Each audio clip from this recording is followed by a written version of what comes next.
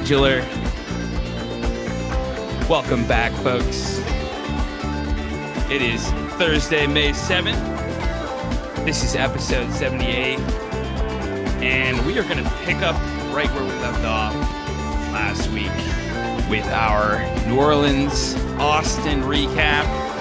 Last week, we played about half the soundboard from Rave Spell. And this week, we've got our work cut out for us, recapping the two Jazz Fest late nights at the Joy Theater and the Saturday night show at the very much beloved, especially by this podcast, friend of the pod, the Moody Theater, Saturday night show in Austin, Texas. So we've got some boots on the ground commentary along with myself, who's there, but a good friend of the program making his first appearance.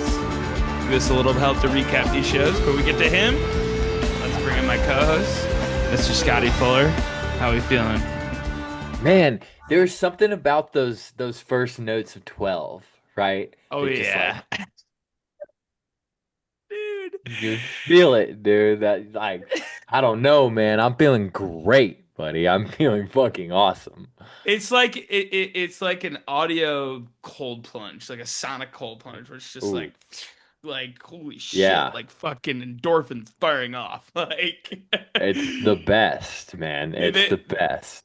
They started it out of Portal. We'll get to it, but like you hear the boom, boom, boom, and like it was like pretty quiet, and I could just go, "Fuck yeah!" And Zach just goes, "What a great moment, man!" But boy, again, like I said, we got our work cut out for us, dude. These Rave Spell was Rave Spell. I mean, like fuck, dude. I'm still like mentally recovering from how epic that shit was and how much fun it was to break it down with you and Sydney. But man, not to overshadow, we got three other really good fucking shows from New Orleans. Yes, we do. And Yeah. before we get too far into it, guys, it's not always good news around here, and somebody who's a popular face in the community, Paul Moody. Just want to lift him up today. He lost his son after a long battle to cancer last week. Dade Moody was Dade Allen Wilson.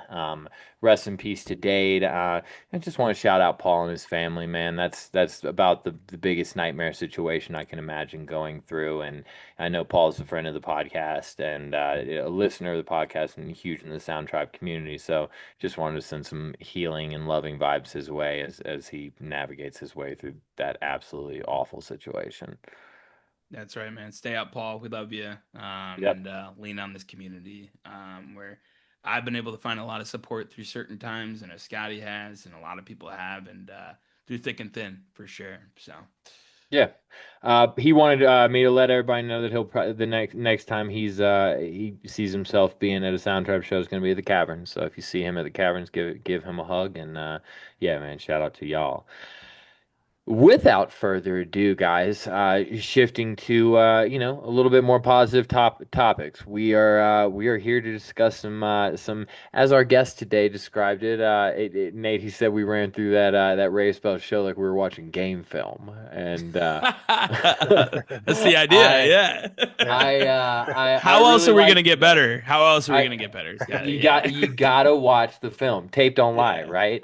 Right. And our guest today, hailing from Austin, Texas, knows maybe better than anyone that tape don't lie because I'm sure he's probably a part of a dozen or so people that have caught every single episode of this podcast.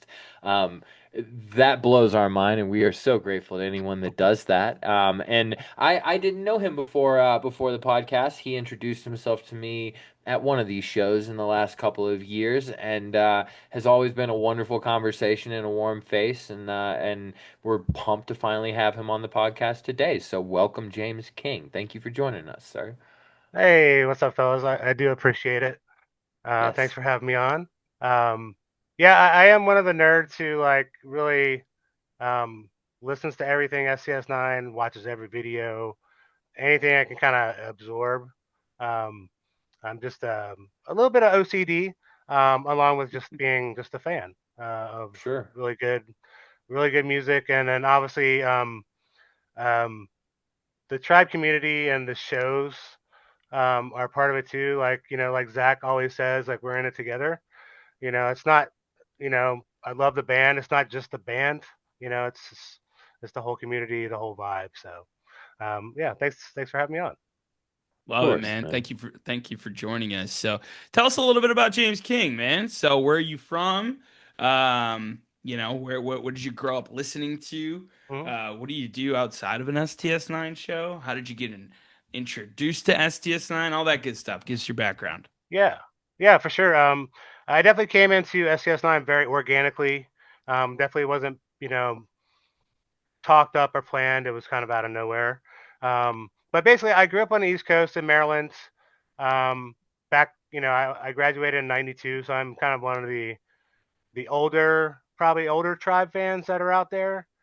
Um, so I grew up in the birth of hip hop, EDM, you know, basically any kind of like, new metal, like everything that kind of exploded in the '90s. I kind of experienced and lived through.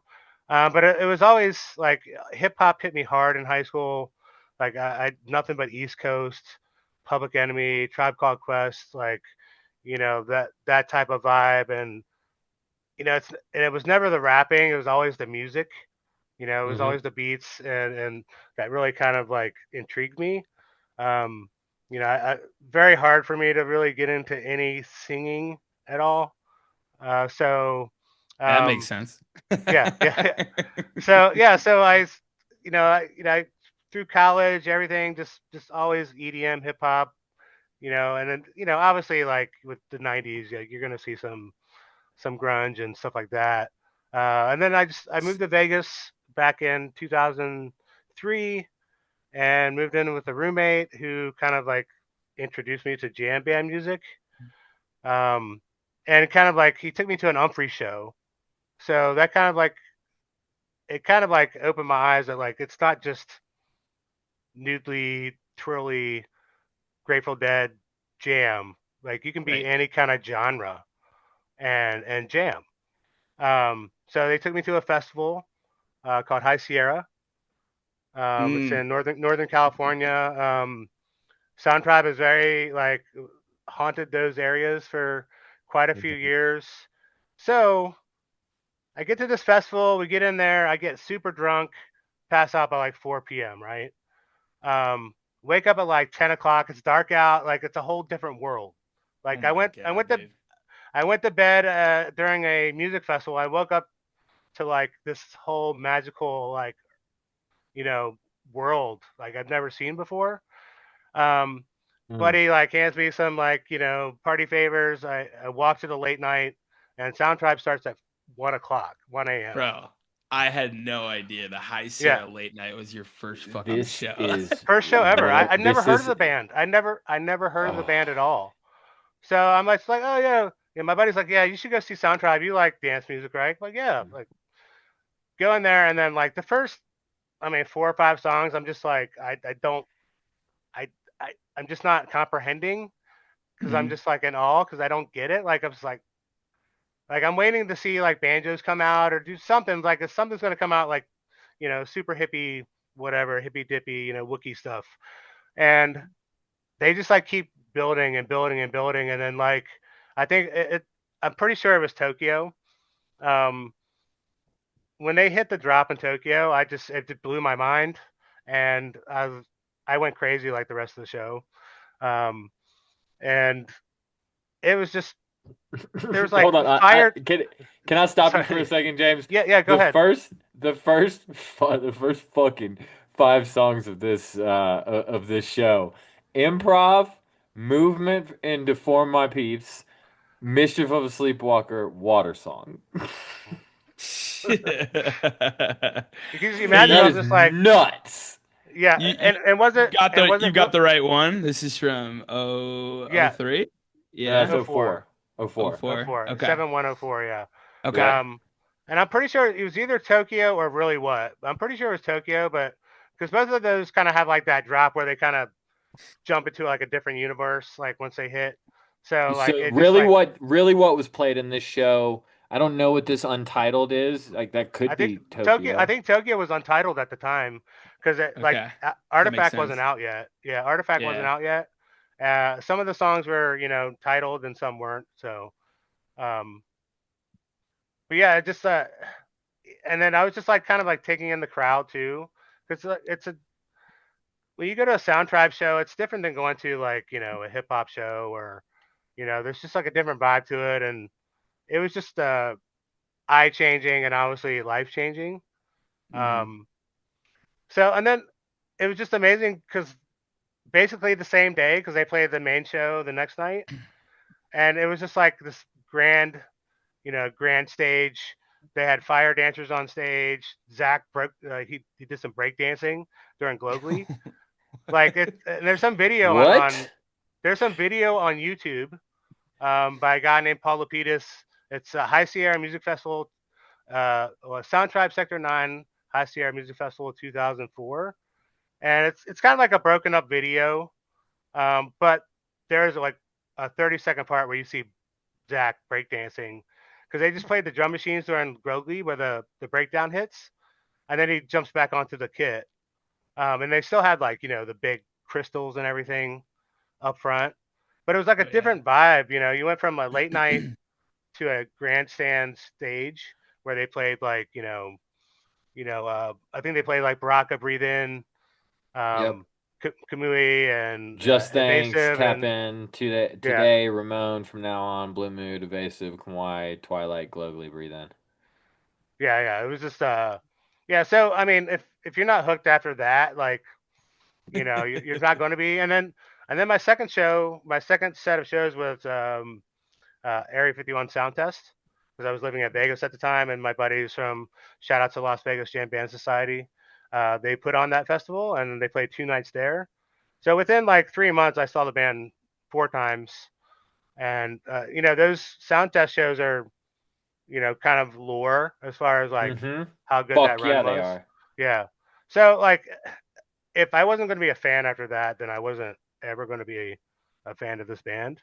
So um, so that was kind of like the start, and I just kind of saw him when I could, and then as me and Scotty were talking earlier, I saw him.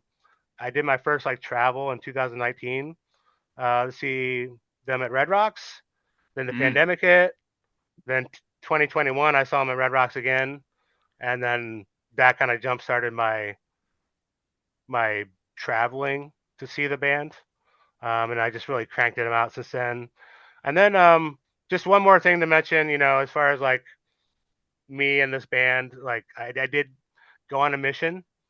So when they played here at the Concourse in 2023, I hit my 40th show. Okay. I had just turned 48 years old, and I was like, I want to hit 50 before 50. So I wanted to hit 50 Sound Tribe shows before I turned 50. Nice. So I cranked out 10 more within the next year and a half, and the Chicago radio shows were my 49th and 50th. Two Hell weeks yeah. before 2 weeks before my Was my birthday. 100th. Yeah, 2 weeks before my birthday. So it just all culminated into that, and then I just basically do what I can to save up money and travel, and just shout out to my wife too. She's gone to like over 40 shows, but she's done with traveling. She couldn't tell you a song name or whatever. She just likes going through the shows. So she has the trust in me to just send me off into the world by myself. Just knowing that I will be a good human being, have an amazing time at the shows, and then come back home safe and sound. So I just want to give a shout out Nice. to my wife Janet for making it possible to get to all these shows. So Hey The man, real we're MVP. yep, we're I think everyone in the STS9 community is only as good as their better half when it comes to having the ability to get out and spread your wings and have permission and everything like that. We love a 100%. good solo mission. So, Oh yeah. um, let's get to New Orleans, right? Mhm. Let's go there. Yes. James, This talk was to us a about your your this your was a your, hell of a your kind trip of for me. background. Yeah, your background in the city. Had you been before a few times? Yeah, it was kind of a last minute trip for me because my wife had been kind of laid off after almost 17 years. She had just Mm. got a new job that basically the weekend before, and I already had the time off because I was planning on going. So I basically just got a cheap hotel, cheap ticket, and just sent it and drove down from Austin. Um, so it's should be a 7.5 hour drive. It took me 9.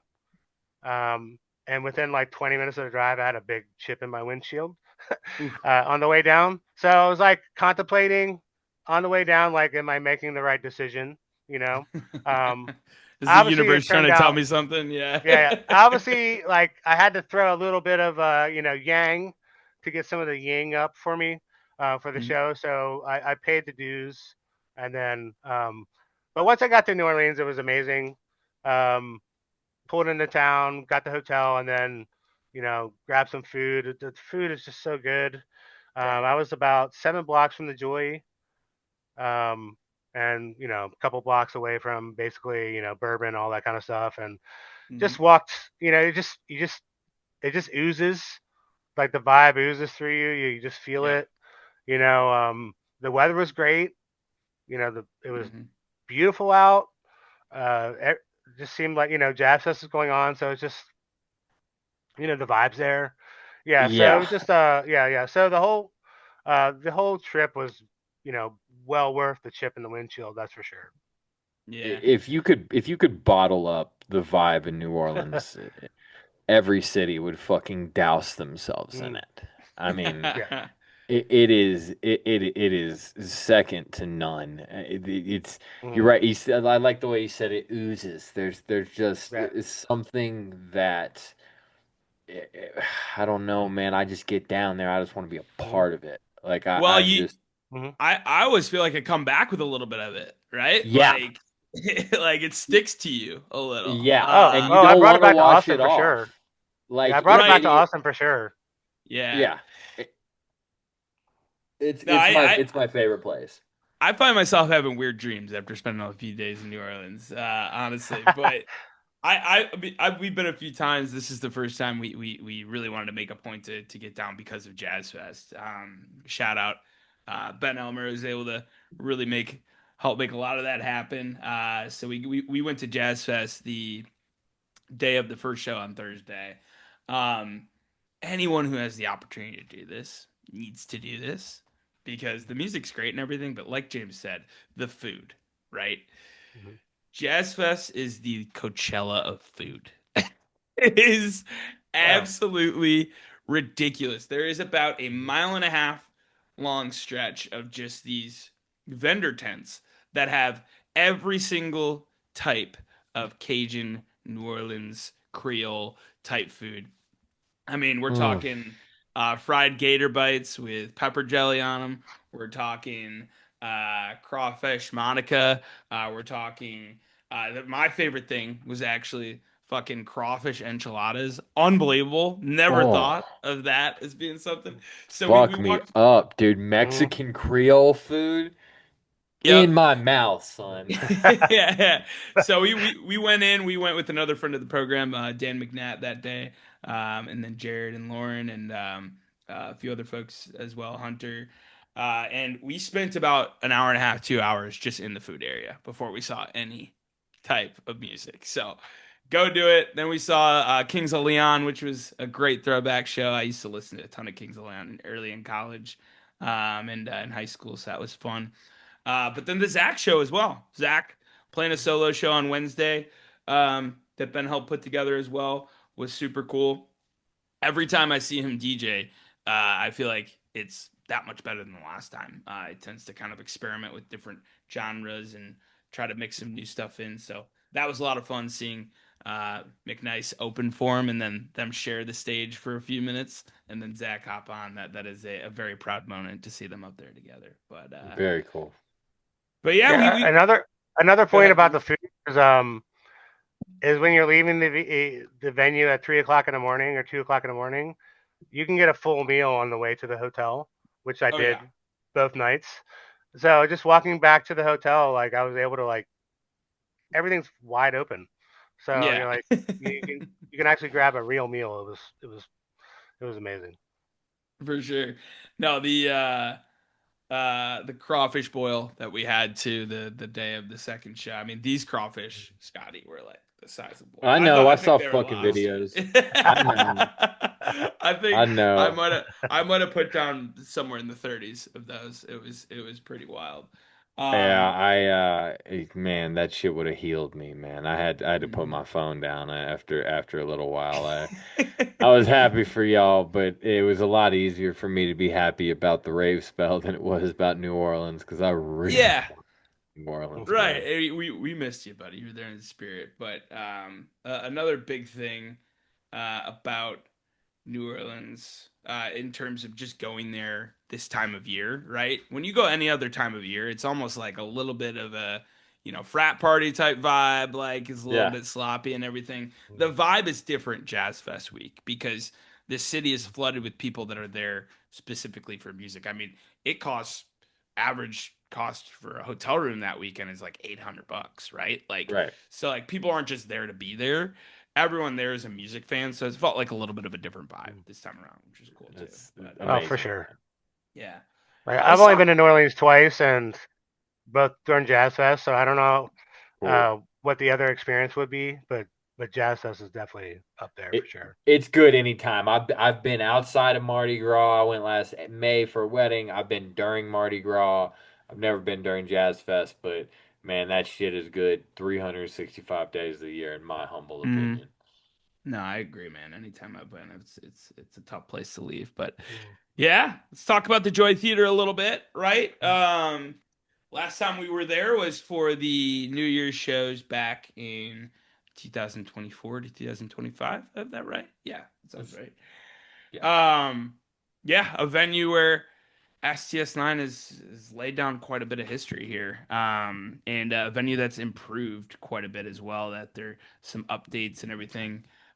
Taking a look at how many shows that they played here: one, two, three, four, five, six, seven, eight, nine. This was the ninth and 10th shows in STS9 history at the Joy Nice. Theater. And James, you were saying you'd been to the Joy before this? Yeah, about 10 years ago, I saw a Galactic late night there. We Oh actually hell came down yeah! and actually did Jazz Fest. Um, Widespread played that Thursday, and then we did a Galactic late night that Friday at the Joy, and we were upstairs, so I'd never experienced the floor. Mhm. Um, but yeah, I was talking to Scotty before we came on, and man, the staff there is amazing. Yeah. They were like yanking the koozie out of my hand to put it on the new beer that I was about to drink, like, and they were just like super cool. Like the security was amazing. And uh, somebody was telling me like the band really likes playing there too, which Mhm. it makes sense. Like, would you say like how many times have they played there? 10, 10. 10 Yeah, times? these are 9 and 10. Yeah, Yeah, these two. Yep. yeah. So and that makes a difference. There's front of the house staff and back of the house staff, and it all makes a difference. So if the Hmm. band's feeling the vibe, we certainly felt it. That they like playing there because it was a hell of a show. Hmm. I Fuck think yeah. one of my favorite things about the drive, I've only been there once. But like as far as venues go, it's got everything you need. It, it's Yeah. not it's not like the Moody where we're just gonna gush about every single fucking detail of it. It's a really solid venue in the middle of New Orleans with really friendly people that work there and a really good balcony. Hmm. Honestly, that's all you really need at the end of the day. It's one of those places that's just fucking a good place to go see a band play some music. There's nothing Yep. particular that you think about when you think of the Joy. You just know the band tends to bring their A game when they play there, and that's pretty cool. There's nothing that detracts from the experience, and sometimes that's all you need. No frills, Yeah. for sure.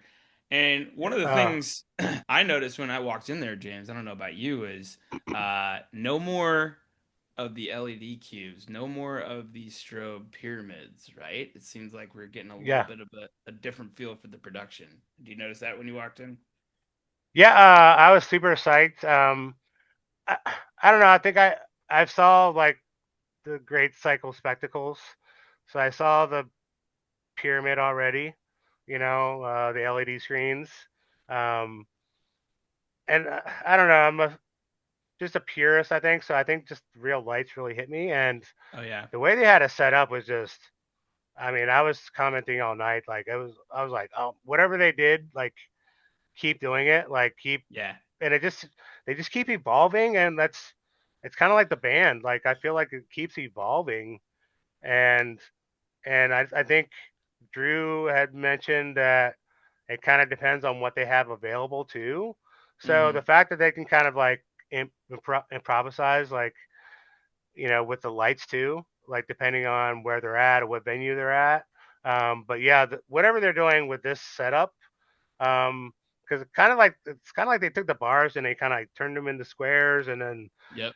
uh, the I love the little cube lights that are going on right now. Like a lot of people are using those, the little cube lights that kind of like Yeah, the you can lines. kind of Yeah. move Yep. them, and they're either a bar or they can be like individual, and then they're Right. also kind of like stroby too. Like it's Yep. um yeah, the lighting setup was amazing, and I was definitely like talking about it a lot. Yeah. No, props to Drew, who just seems to make do with what he's got, whether that be budget, equipment wise, or what the band is wanting to do as far as an idea. I mean, his timing as well has gotten Mm-hmm. absolutely ridiculously Mm-hmm. better. Mm-hmm. And really, I would say the Mm-hmm. past 6 to 9 months, really, as he's getting more familiar with the catalog and everything like that. Mm-hmm. But yeah, getting into the shows. We've got a lot to cover here. So hopping into the music here. We start things off here with the musical story Yes samples. And it seems like we're going to get that same type of intro we've seen a handful of times here in the last year and change with the musical story Yes into Strange Games, where that sample is kind of chopped up a little bit, but then they lead us right into a Feel It, which let's fucking go. I thought, Mm-hmm. man, if something screams New Orleans STS9, but with a little bit of a new, fresh taste on it, kicking things off with a Feel It is pretty proper. Would you guys agree? Yeah, and I think a cool little nugget. It probably wasn't even intentional, but knowing that you've got Rave Spell at the end of the tunnel to start Yes. off with No, the Rave Spell 100%. song at the Yeah. beginning of the entire run was Yep. kind of like Mm-hmm. I thought that's great, and I totally agree that this we talk about certain songs that feel like they belong in a city, and I think Feel It feels very New Orleans to start the whole thing off. Yeah, I love a feel, especially like a set opener.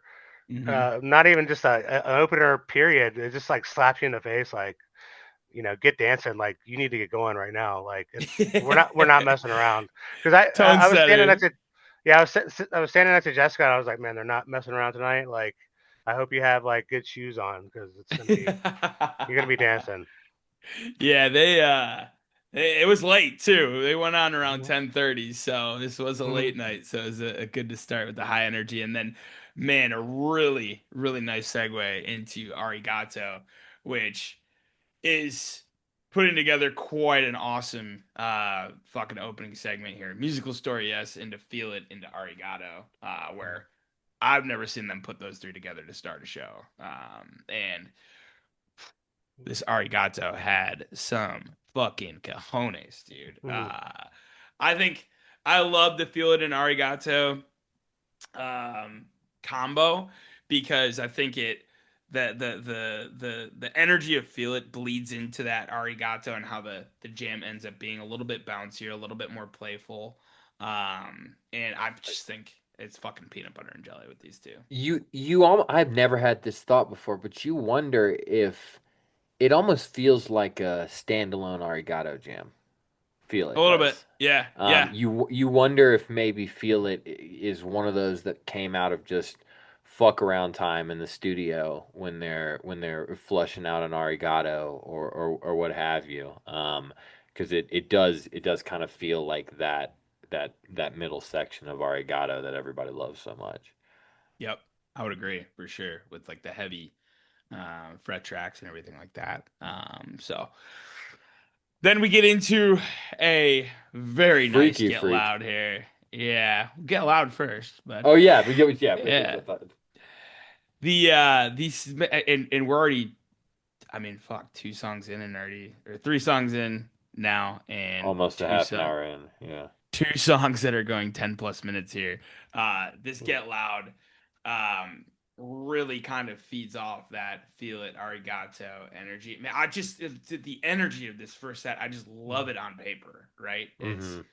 It's spanning, it's very career spanning, right? I mean, you start with the Artifact, you get into the Rave Spell, then you get into Arigato, which is a projectless, homeless in terms of projects, right? In terms of studio projects, and then into. Homeless song. Holy fuck, I love the homeless songs, dude. And then back into TUI with this Get Loud. Fuck, dude. Scotty, we were just such big fans of that modular section. Does anyone still dislike this song? James, are you brave enough to say you don't like Get Loud on this podcast? dude, dude, I, I'll be honest with you. I can't say like, oh, this is my favorite album when it came out, but like, I appreciate like every song off that album now, like so much. Like it just the thing, especially like how they play it live now. Like they've really like kind of given all those songs legs, Yep. So like I'm not like I'm not the picky fan. Like if Sure. you like it, like I I like it. Like this is my favorite band, and I like the song. So like I'm Yeah. not gonna be like there's a couple songs where I'm like I could probably go to the bathroom, but as long as I can still hear it, I don't like to be away from it. Like even Mm-hmm. if it's I don't consider any song a bathroom song. There's some songs where I can kind of get away, and I know like I can get away for this part and come Yeah. back You and can Right. still be you fine. can live with yourself on Yeah, the walk. yeah, I get it. but I feel like over the last couple of years, like whatever they're doing with those TUI songs are just like just just punching me in the face now. Yeah. And like as we'll mention later, like it's just yeah. So I definitely yeah. No hate here for sure, Love it. Good. Um, man, this frequencies wastes no time. It just gets right to business. dude. Like my plan, I had driven all day right to get to the show. Checked in, and then I walked to the show. I was beat. Yep. I had seat tickets. I had came down to the floor to see people, say hi, and I was gonna go a couple songs and then go back to the seats and just chill. I never left the front because the first like 5 songs is just I'm I'm I'm here. I'm not leaving.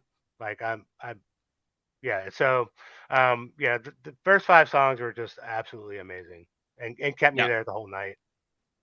Absolutely. I thought Phipps really shined on this frequency.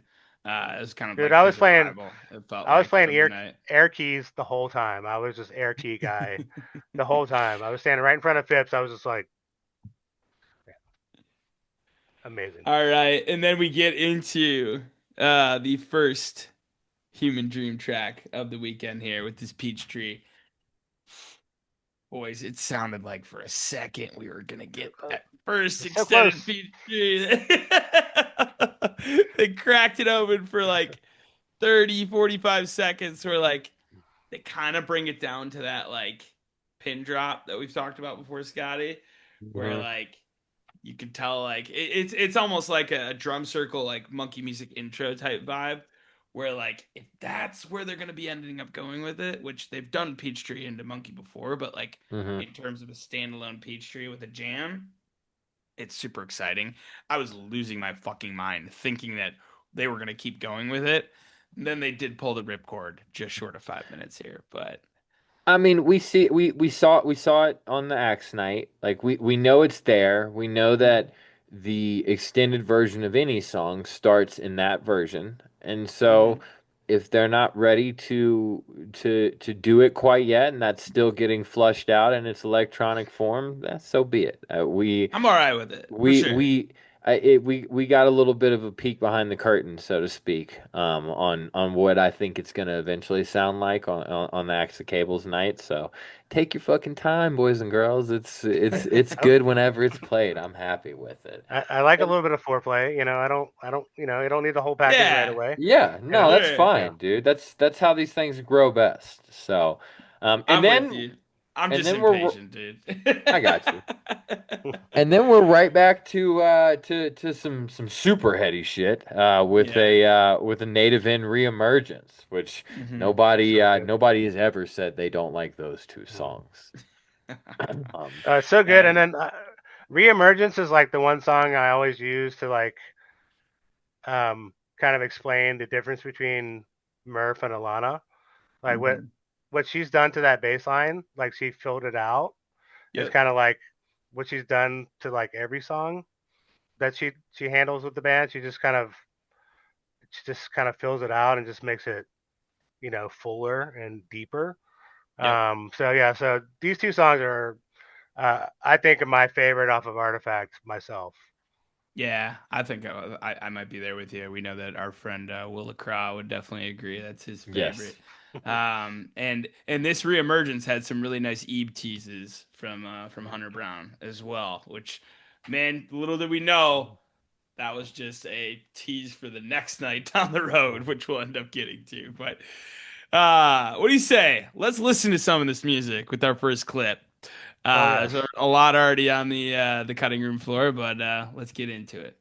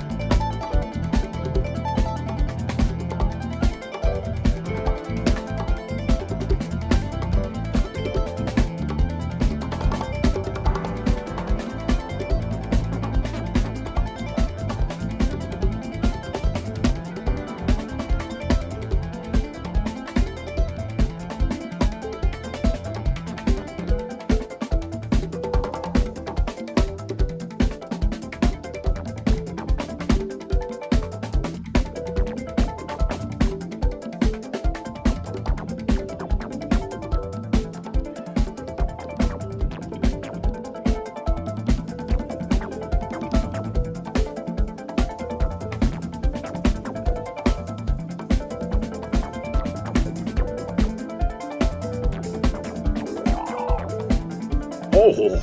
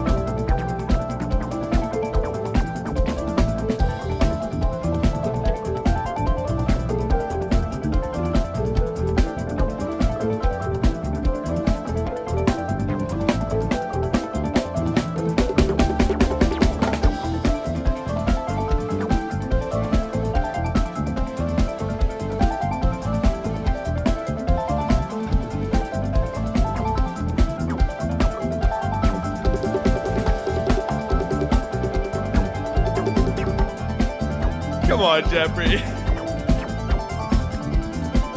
It sounds like he's playing nunchucks. Right?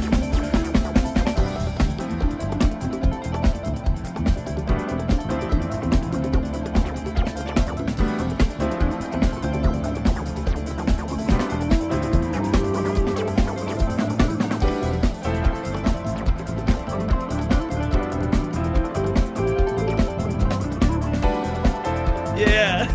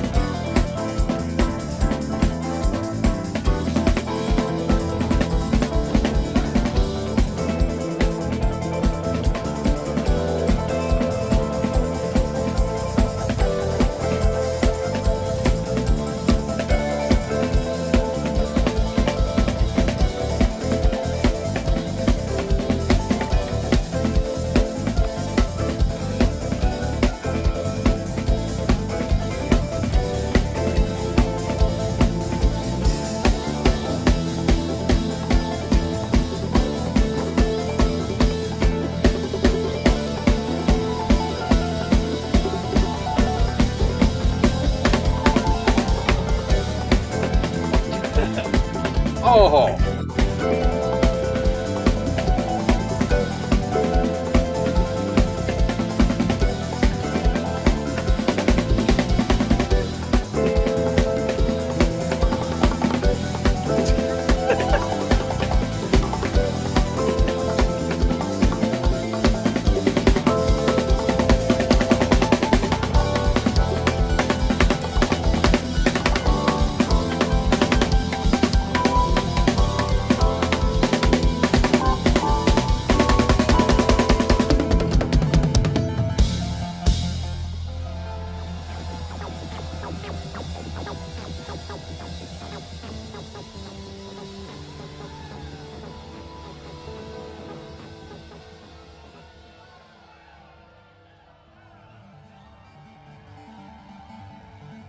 I think I'm like out of breath just listening to that.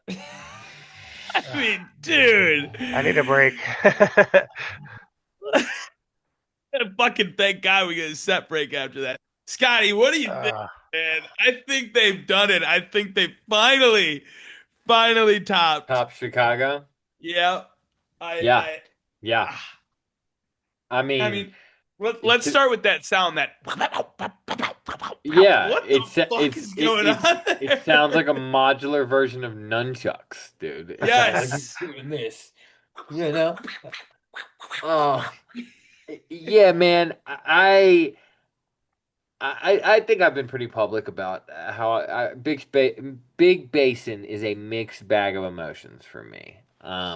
Sometimes I feel like this song sticks out like a sore thumb, honestly. And sometimes it sounds like this. And I have no answer for why it doesn't always sound like this.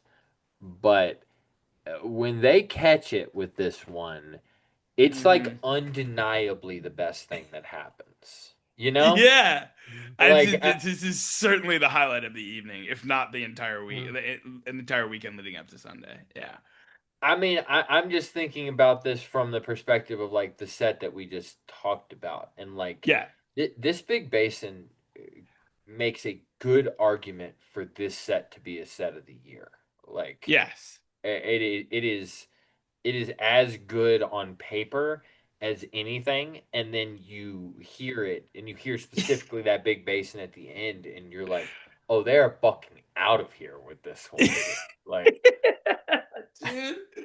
Oh, I'm so glad you get it, dude, because I know you're a mixed bag of emotions with this, and you know that I've been a fucking big basin truther for sure, and in a ride or die for it, really since the yeah, you first time have. I've heard it. And I've just never really understood what people aren't hearing, even within the um, composed sections of the song. I think it's a HB masterpiece. It's Zach playing the drums, pretty much unlike any other song you really hear him play in their catalog.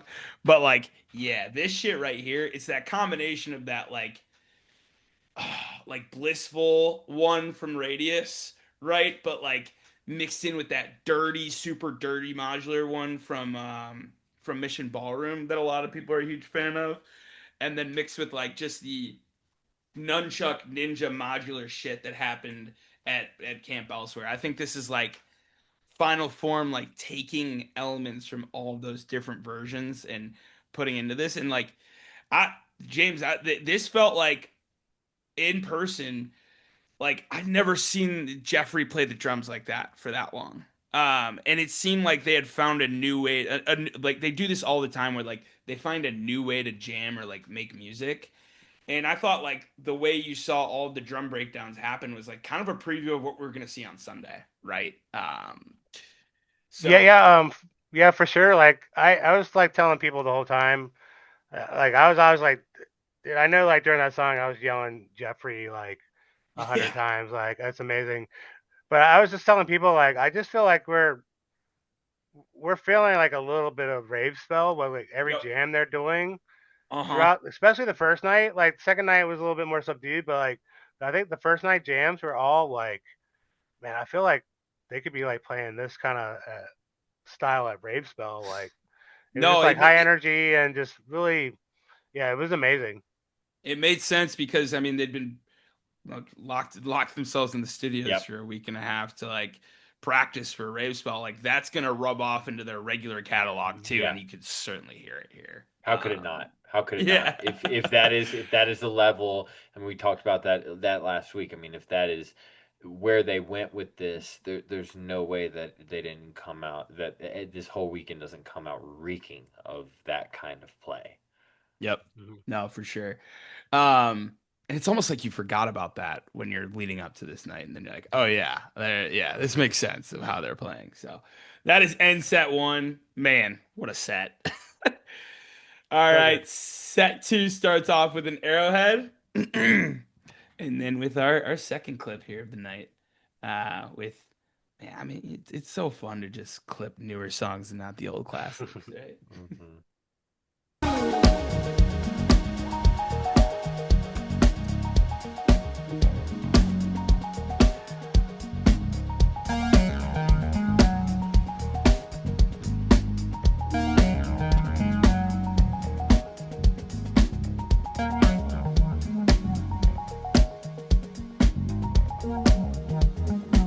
There you are, James. Yeah, it was pretty aggressive the first night.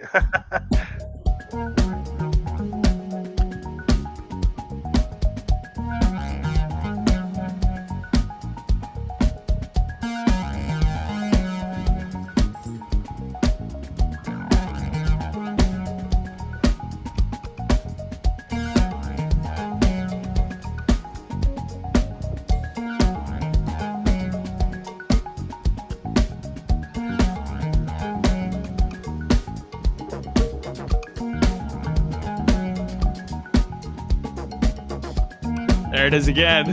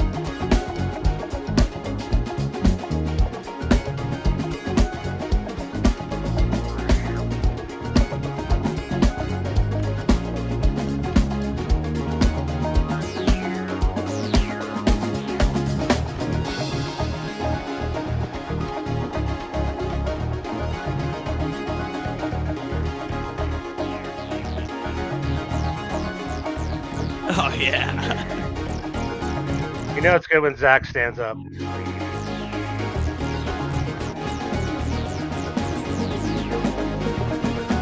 The bar placement. Little moon Socrates there.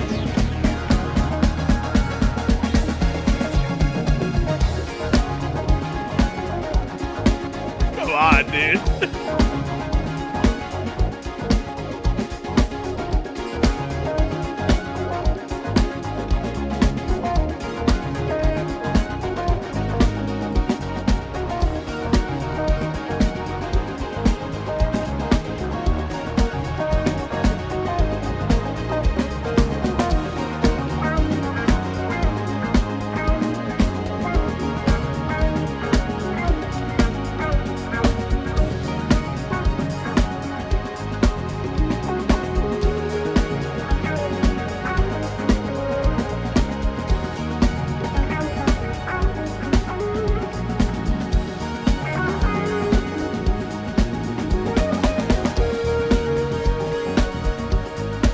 God, that angle.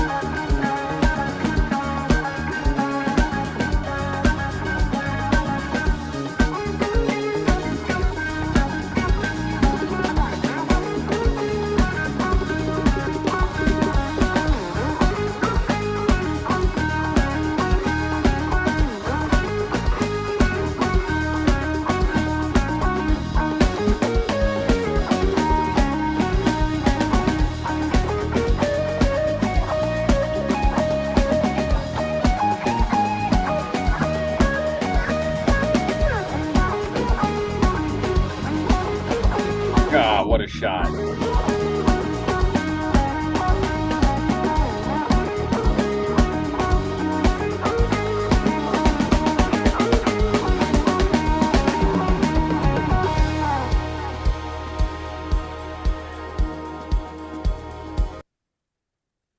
Oof.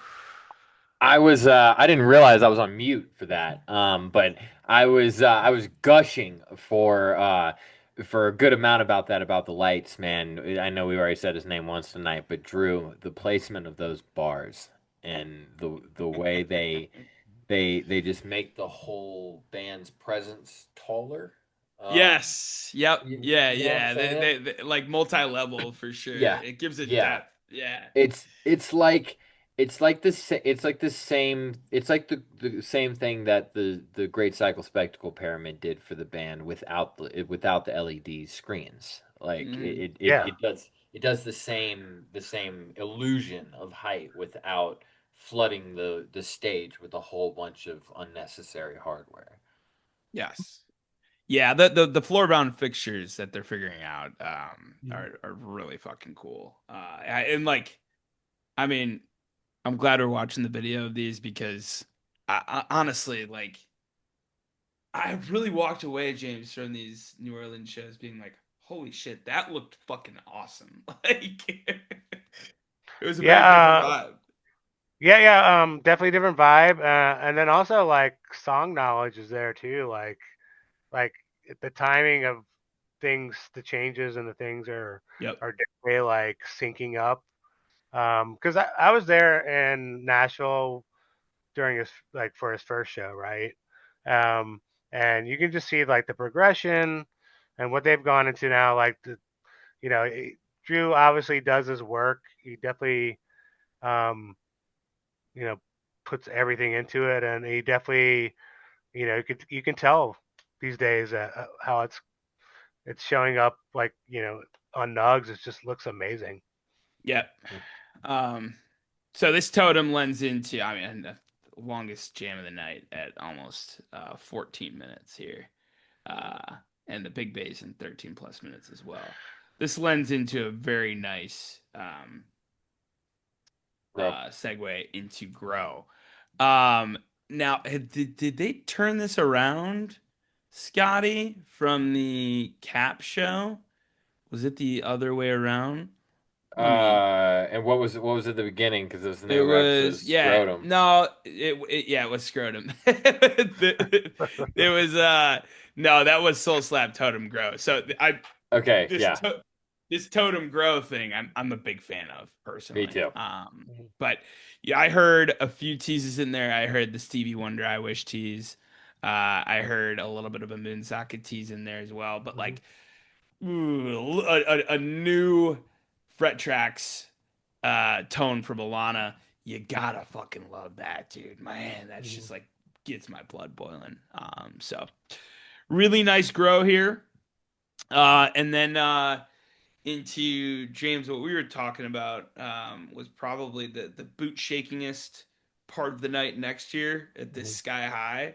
Um, I've heard Alana get low. I don't know if I've ever heard lower than that, man. My fucking It, it eardrums. was it was shaking like my shirt, like it was vibrating everything I had on. Like it, I hadn't felt that from the band. I don't think ever. Like not that intense. I was back at the bar getting a drink at the beginning of Sky High, and like she like dropped the bomb, and like yeah, like my vision started shaking. I look at the bartender like going to get me a drink, and like they were like, "Oh," physically almost like vomiting from what was happening. Um, and Well, I yeah, I mean, thought, I mean, it sticks out like a sore thumb if you're not familiar with this band. I mean, to yeah, to go from like what a tone shift from of Grow to Oh. Sky High, yeah, yeah, for sure, specifically the yeah. end of Grow to the beginning of Mhm. Sky High, and that what Mm, you guys just described is kind of that boom before you yeah. get the ding Mhm. ding ding ding. Like it's like a palate cleanser. Good Mhm. point. Yeah, and like honestly, they hit you with the Sky High update on Sunday, right at Rave Spelt, but like this felt like it had a little bit of some new flavor to it, as Mhm. even. I think towards the end there was a little bit of a different section that they added to it, which was cool. Mhm. And then we get a Year Infinity. I've been, dude, I'm so confused with this song recently. It's been a little bit frustrating for me. Like, are we adding the beginning part? Is it a remix or is it an intro? Why aren't we getting that like Hunter Brown guitar shredding at the end of it, right? But I mean, it's still always fun, but like, it seemed like this song was on a fucking rocket ship to the moon, and then it seems like we've kind of run out of gas with it recently. Are you guys kind of feeling the same thing at all, or am I crazy? You got thoughts on that before I go, James? Yeah, I mean, I definitely I see where like this version here was definitely, um, obviously not like Dylan, right? Like there was definitely Or a big, Mission? I think Mission yeah, is where it reached its yeah, yeah, peak. Yeah. yeah.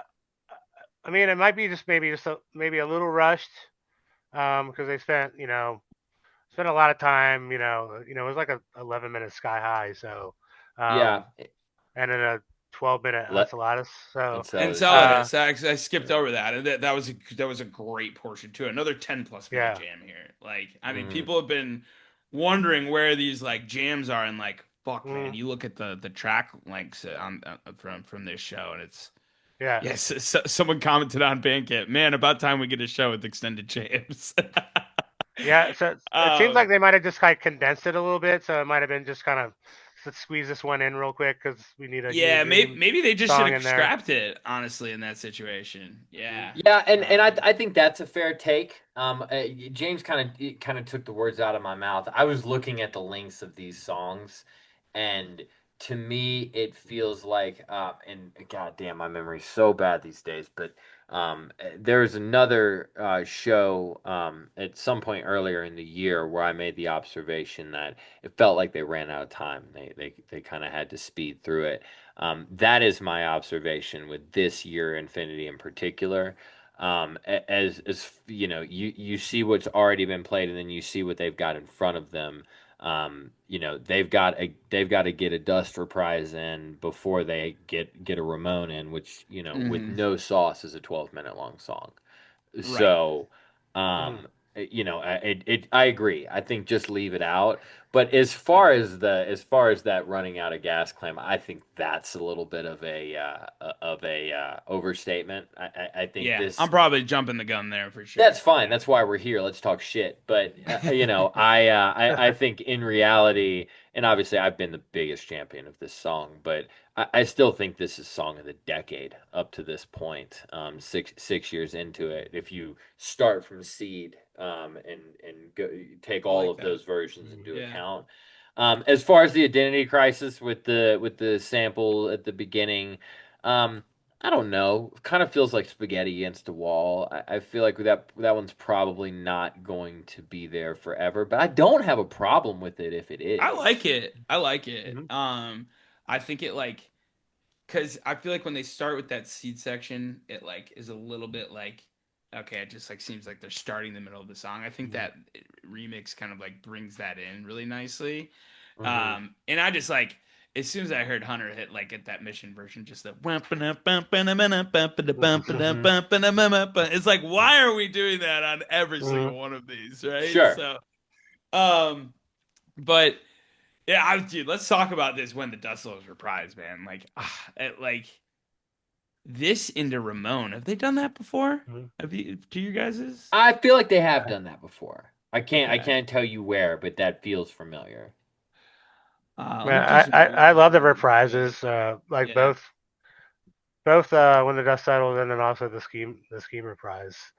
Uh, just really a big fan. Especially, I mean, when the dust settled reprise, it just kind of it just gets cranked up really quick, and you're just like off to the races. Yeah. Yeah, we take a look here. It's happened three other different times back in 2017 and 2018. Um, yes, there's a little bit of a segue there. But like it just yeah, this is another one where like the more I hear it, the more I love it and what they do with it. And I think this, I think we didn't get a whole lot of Phipps piano up to this point. Mm-hmm. This was a very modular and synth heavy show.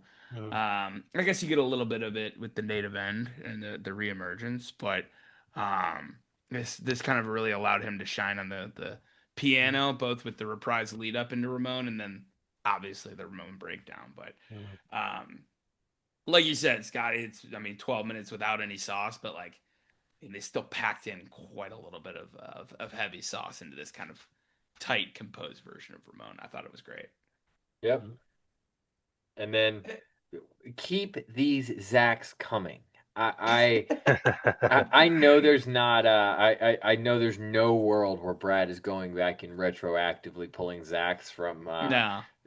from the past decade or so that he's been God, there's around, but so many good ones that aren't on I there, know. man. That would be so I release know. the Zach files, yeah. I know, but I am happy that moving forward that we seem to have full transparency with the updated Zach files, and let's keep this going. We want these separate. Yep. I don't know. I can't wait to make a playlist one day. Yeah. Well, I need them to take over Murph's, the Yeah, someday. soundtrack.us. That'd be Yeah, so crazy. I got 5 Zacks now, and 23 Murphs. So I need more of those There we coming as go. well. Love it. Nice. And I'm obsessed with this encore, gentlemen. First of all, this us. You just don't expect that for an encore. That's a first or second set opener. Um, and then I mean, for a bitch in this us, like just Hunter Brown seems to have so much fun playing this song, and this whole encore reeks Hunter Brown to me. Honestly, so did like pretty much all the encores here Hmm. from this weekend. But then we get the first Grizzly since Montana, right in Pine Creek, which was an encore as well. Funny enough, um, man, does distance make the heart grow fonder with this song? How do you guys feel about it? With Grizzly or this us? Yeah, Grizzly. Um, I like Grizzly. I think my biggest gripe with Grizzly is my biggest gripe with This Us is you rarely see different versions of it. Yeah, Um, yeah, they both are pretty true to form. Obviously, the one exception in Grizzly being the one huge exception, Grizzly being the one from Mishawaka that we played on here before.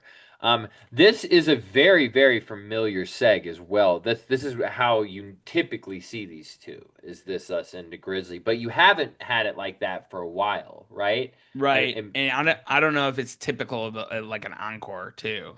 oh, I don't know about encore Yeah, wise, but right. This Us and the Grizzly used to be a very common thing. Yes. And you haven't It, really seen it paired together that much recently, though.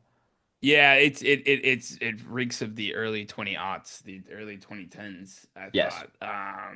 Which is really cool to revisit and really deep Hunter Brown tones here, and then he rips at the end of this Grizzly. There certainly wasn't a jam or anything at the end of it, but he gets a little bit of room to fly there, and then there was a little bit of like modular sprinkled into the end of it.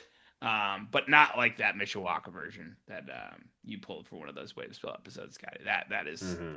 the goat of all Grizzlies. So quite Yeah, a this night is one like here. it's just Go ahead, like a James. really good like way to rock us out the door. Like it was, Yep. I was like I think I mentioned earlier, like I didn't. It's a tough song to end with because I didn't want it to end because it was just like it had me revved up and going. Yep. No, that's perfect for a night one encore though. I love a party song for a night one encore to keep you coming back wanting more the next night. Mm-hmm. So let's get into it. Night two, Scotty, get yourself first of your 3 points from this fucking weekend. Do you have the fucking Yes. set list? God damn it! What the hell?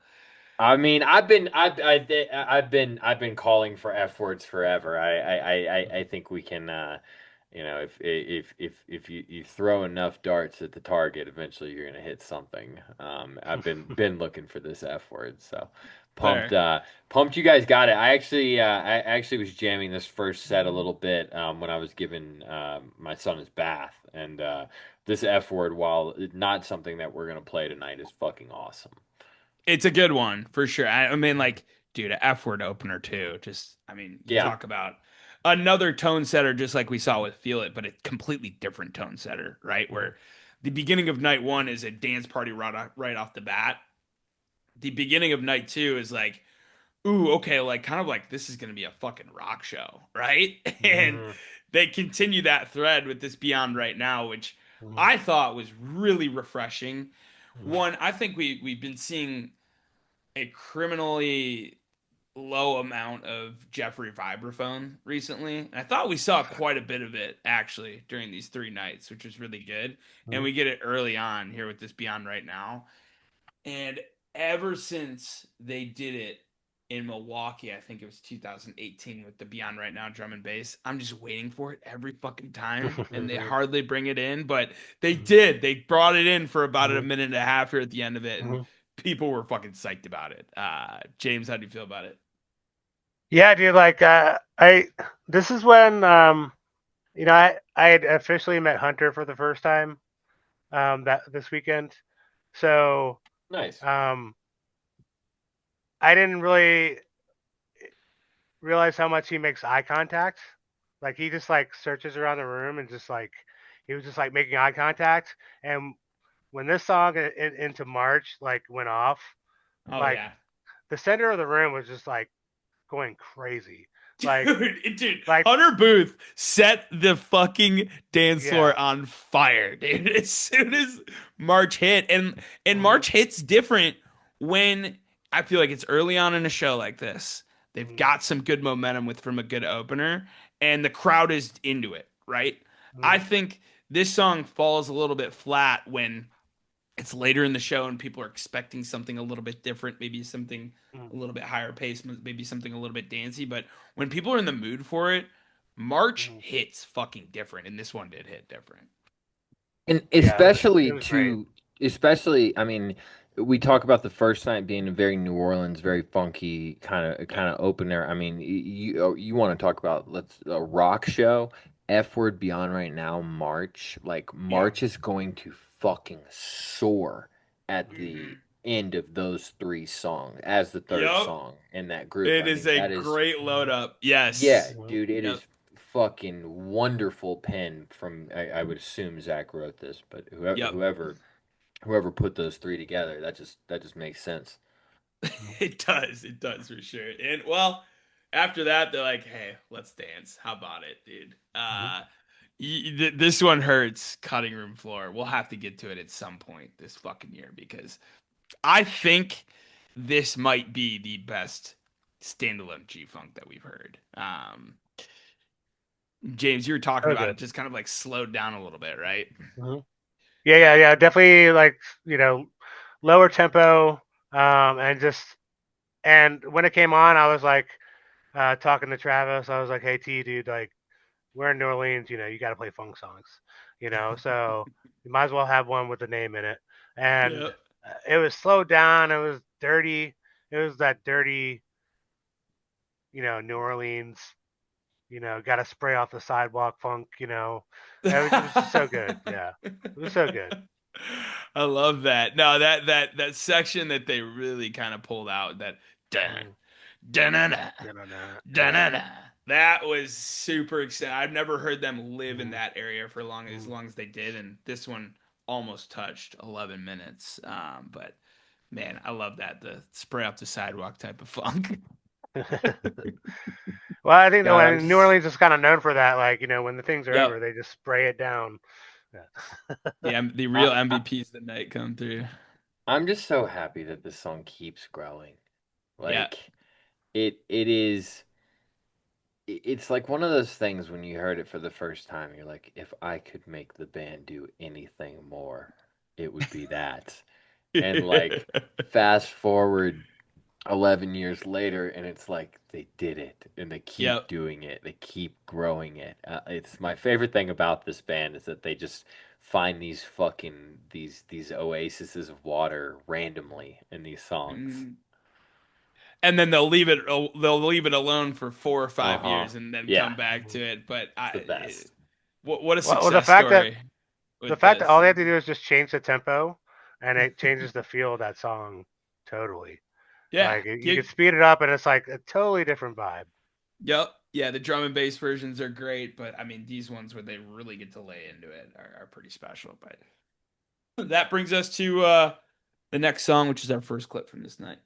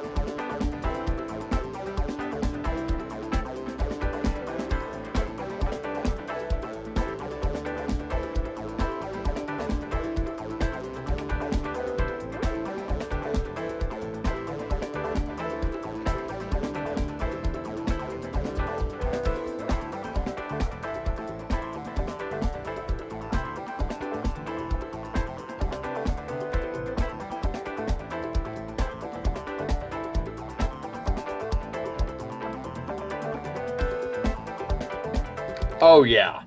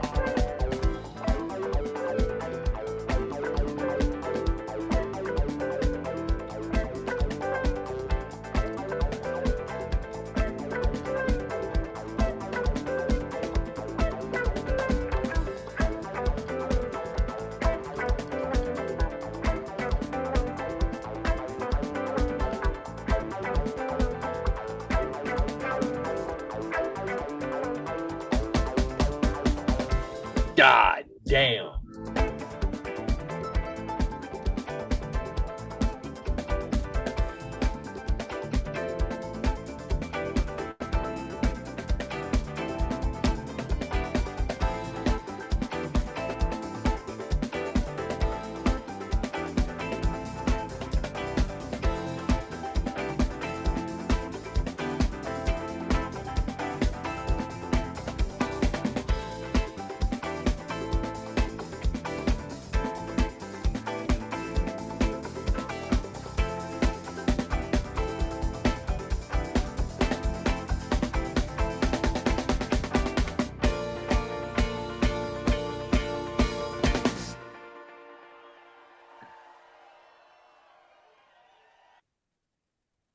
Man, that song is so fucking good. Also, I did not realize that there was a stream for the second night. Oh yeah, I had no idea. Like no yeah, idea. I thought they just announced one for the first night. I didn't even check because I was like, "Oh, that's they must have just Jazz Fest. There's plenty to do. They must have just not had a film crew for the second night." I didn't even check. bro. And the second night too, they hit the quad box quite a bit. The four different Uh-huh. camera angles and what. I feel like I'm watching STS9 Red Zone. Um, but what a fucking run this song has been on since coming back Yep. at the Boulder Theater right before Mhm. Dylan, right? Mhm. And we see, I mean, forgive us for playing it as much as we have. Like, I mean, because it just seems like each one kind of builds out the last. The last one we listened to with Missy Scotty from uh, Philly was like Mhm. really short, but like that was one of those ones where we started the clip and we were like, wait, this is Love Don't Terrorize? Like, what the Mhm. fuck? This I one mean, very much I felt like stayed truer to the the ethos of the song, but like went further places, like absolute like techno dance party with those Pip synth lines. yeah, every once in every year it feels like they pick a song from their past to really like re-explore for a year. And I Yep. think it's going to be Love Don't Terrorize this year. I Hmm. think we're going to come to the end of the year and we're going to do our year-end episode and we're going to have six or seven to comb through that are legitimately moments of the year. Yep. It just it feels like this song has that kind of energy to it. Yep. James, do you Yeah, I agree? mean, it's so good. Like it's kind of like I was at Boulder and they brought it back, and I was like trying to figure out what is the song. It sounds familiar. Like what is it? And luckily, I was going with the song with the set list, and it was like, oh, okay, yeah, I remember this. Like, that's cool. They brought it back, and especially with the song name, it really kind of hits right now Yep. with what's going on Sure. in the world. But man, they can just every time they jam off of it, it just goes like in this amazing place, and it's got this great tempo. It's very upbeat, Yeah. and the layers of like synth Phipps is putting over it, like that wow wow Yep. wow wow wow, like all Wow, over it, wow, like wow, and wow, wow, yeah, wow, yeah, wow, wow, wow. exactly. Yeah, and it's just like they probably kind of like slapped him in the face, like, oh, we could probably do a lot with this, which is why Yeah. it's probably being played more often. Like, oh, we can shoot this way or that way, so it feels like you can kind of like jam off of it pretty easily as well. Yeah. Very easy to dance to, man. I mean, Mhm. this one doesn't get you two stepping, then I don't know what will, but Yeah, it makes love me want to that. play air guitar big time. Like, I just want to that dan, dan, dan, dan. Yeah, Yeah. it's very uplifting and happy and a very fun song. Fuck yeah. So the next song after that is rounds out a 3 song section in a row, all reaching 10 plus minutes with this Walk the Sky. And I Walk the Sky is kind of always around that, but like again, I think in certain parts in the last 6 months, we've been taking a look at set lists and it's been like 4 minute song, 6 minute song, 8 minute song, 7 minute Hmm. song, right? So it just Yeah. seems like they're just like stretching their legs a little bit more, getting more comfortable, and not rushing through things, Yeah. which I think lends to Walk the Sky when it's not the longest song in a set. I think it's a better fit for it, right, in terms of what it's doing. I agree with that. I agree with And that. I mean, Walk the Sky is not my favorite song. I don't really dislike it, but I think it does. Hmm, I don't want to say this.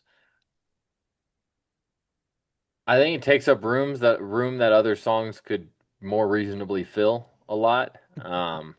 why not a I Move My Peeps? Yeah. Yeah, exactly. But it doesn't take away from the set. I just every time every time it pops up, I kind of wish it was something else.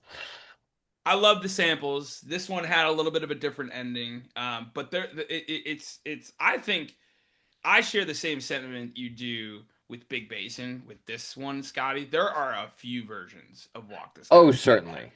really, that one from Nashville from a couple years really stands out. But yeah, when it's just like this, I mean, I think it just kind of like you said, it could be a Kaya, it could be a Move My Peeps, could be something else in that kind of drum and bass realm. But um, like I do here, man, I really like this slot for Like I Do though. What do you think, James? Yeah, I've always liked like I do. It's got like baby making vibes, especially the Mhm. second part. Like, it just makes me want to kind of get down and groove. And like I said, I think it's like um, you know, seventh song, right before set close is a good like kind of like spot to put it in just to kind of get you ready for what's coming up next. Yeah, good spot for it. Yeah, and what I'm hearing differently on this one is like HB seems to be hammering on those notes a little bit more in the first part, like the as Hmm. opposed to like in the back, it like in the past it's kind of been a little bit more choppy with the dun dun dun dun dun dun dun. I like the hammer on approach with this. I think it helps the song swing a little bit. Um, but this was another one I thought was incredible in terms of like visually to finish out. Tons of colors being played around with Mm-hmm. this one. Which Scotty, if we're talking color songs in a light rig, I mean this one to end the set is got to be one of our favorites, right? Of course. I mean, the namesake of this podcast, always a set closer or a set opener is where this belongs. That doesn't matter Mm-hmm. which one, take your pick. But yeah, mod at the end. I mean, what a fucking party. And then, Mm-hmm. I mean, how uh, coming back with the second set tooth opener is just Dude, how about it, dude? The first both set openers here are so fucking gangster, dude. You get gangster, a gangster, gangster. That's yeah, exactly the word that I was about to say. Yes. yeah, Oh, man. tooth F always word hits to hard. start. Tooth always hits hard, man. It's crazy. Yep. All right, boys. Well, are you ready for this 15 plus minute? Well, we're not gonna clip the whole thing, but like this version of this song. Let's get into it. We'll let it speak for itself.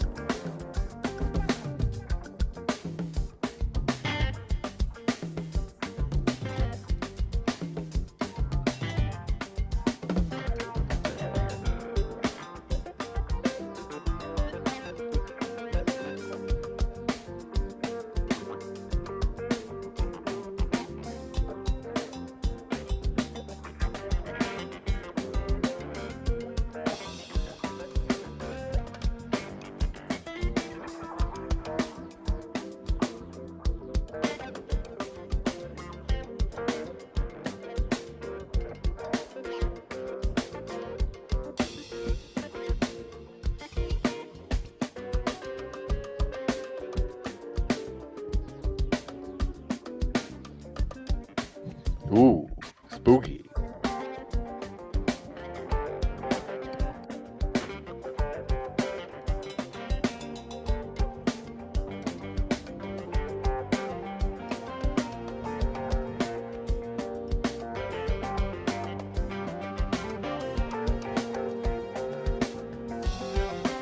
And it's like New Orleans ghost tour vibes.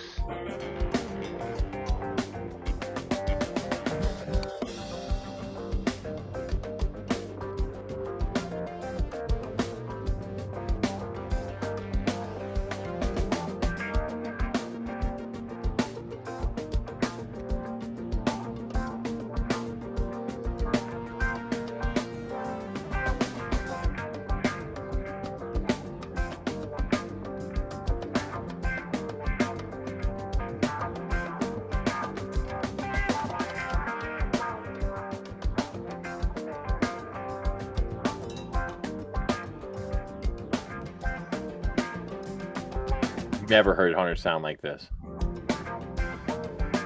I'm saying, dude.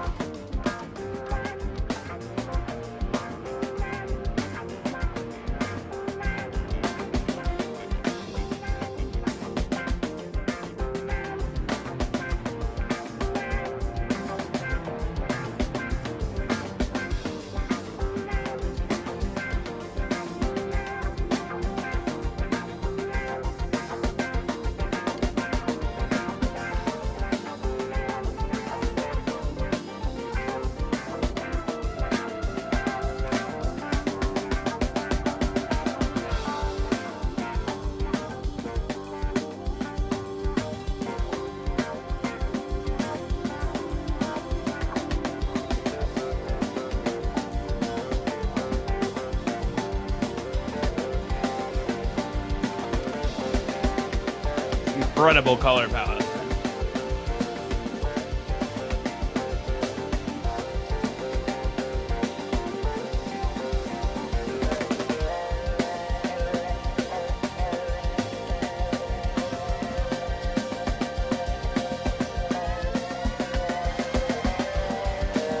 Come on, man.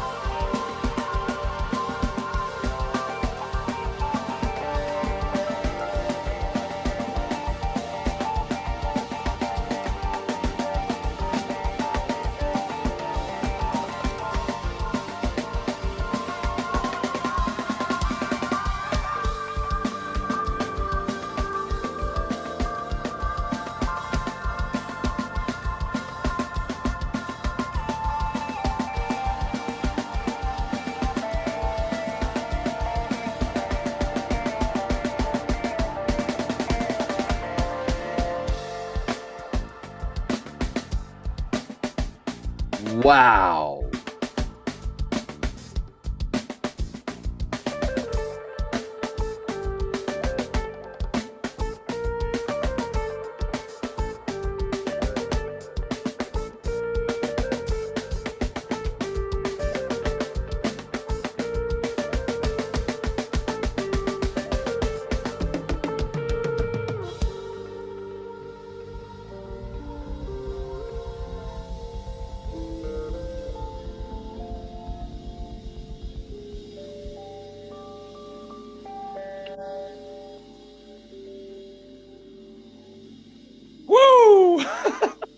Man, this glass gets every other glass the fuck up out of here by a fairly large margin.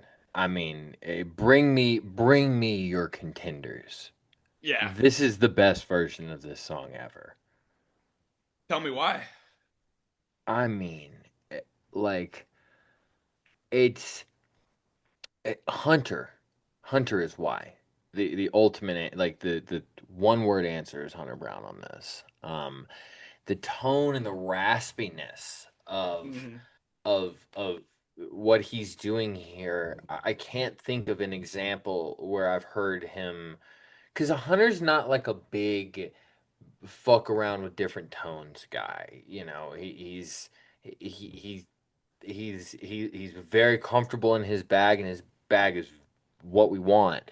So to see him, I don't know, to hear him sound like this, it doesn't sound like anything else that I can think of. Least of all in Glass. I mean, Glass is an amazing song, but this is even amongst a bunch of great versions. This one fucking smokes everything else.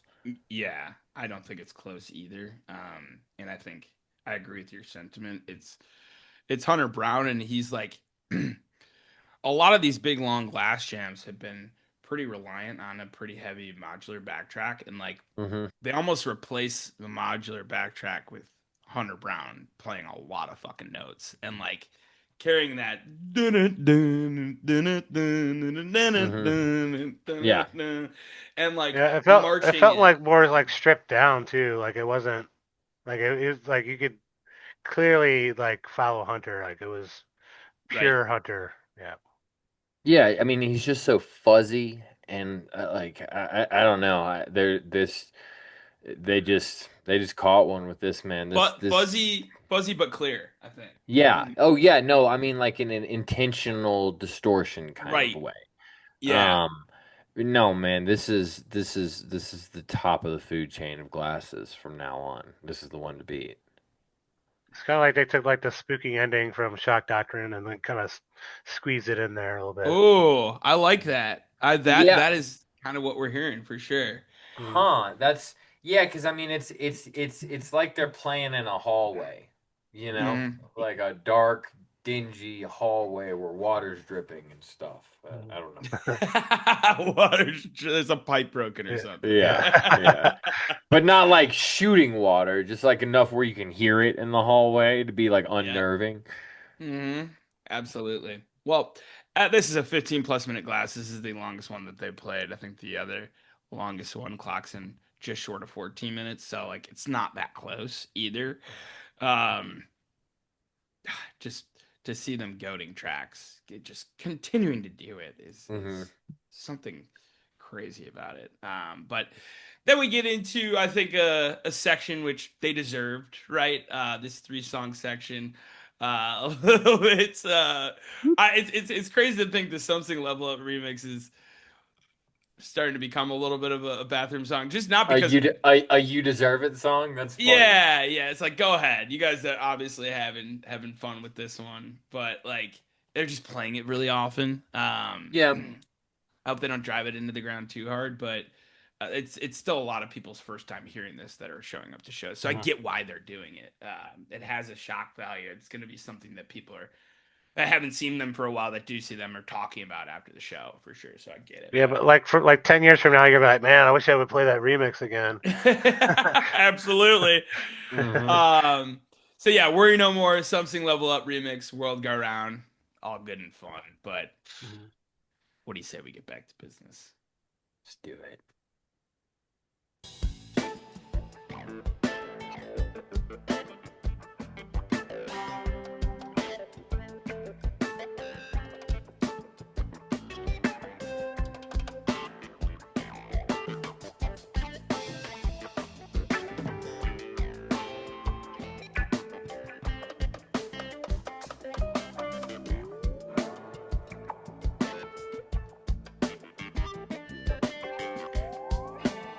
Let's go.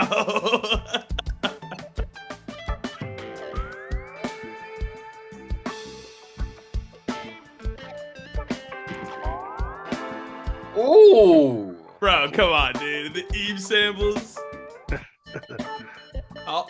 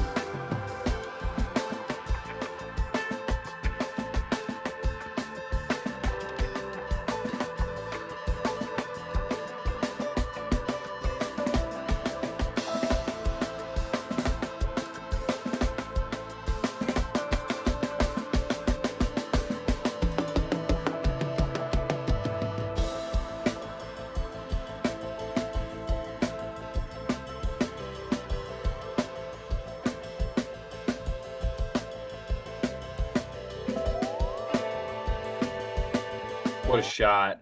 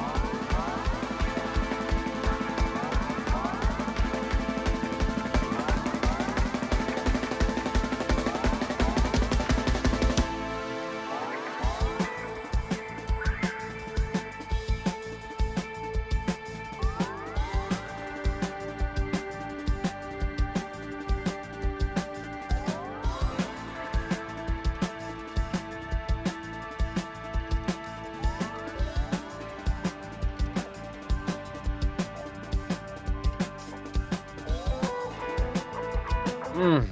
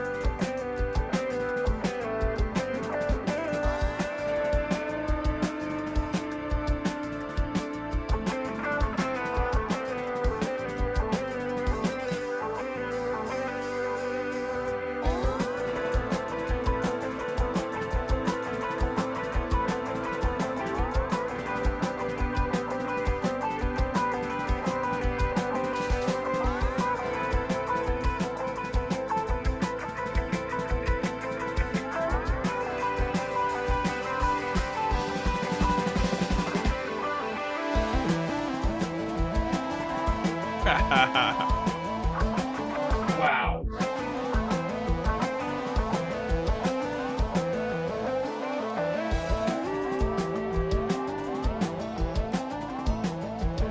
Yeah. Like Stranger Things vibes. Oh.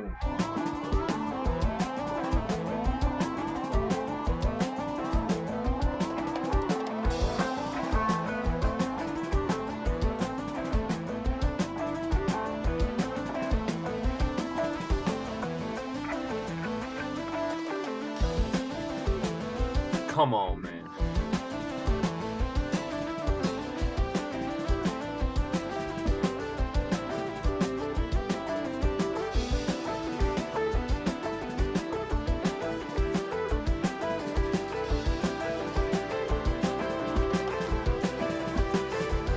Bro.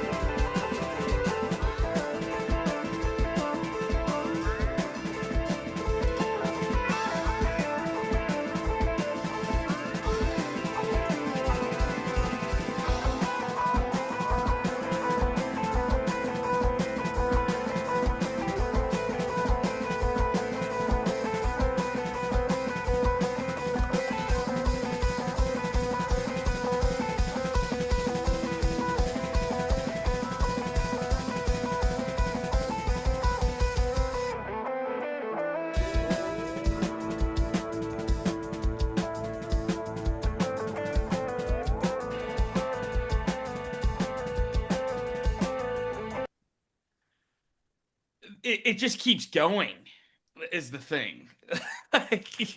I mean, Scott, you think you're on mute? Fuck, man.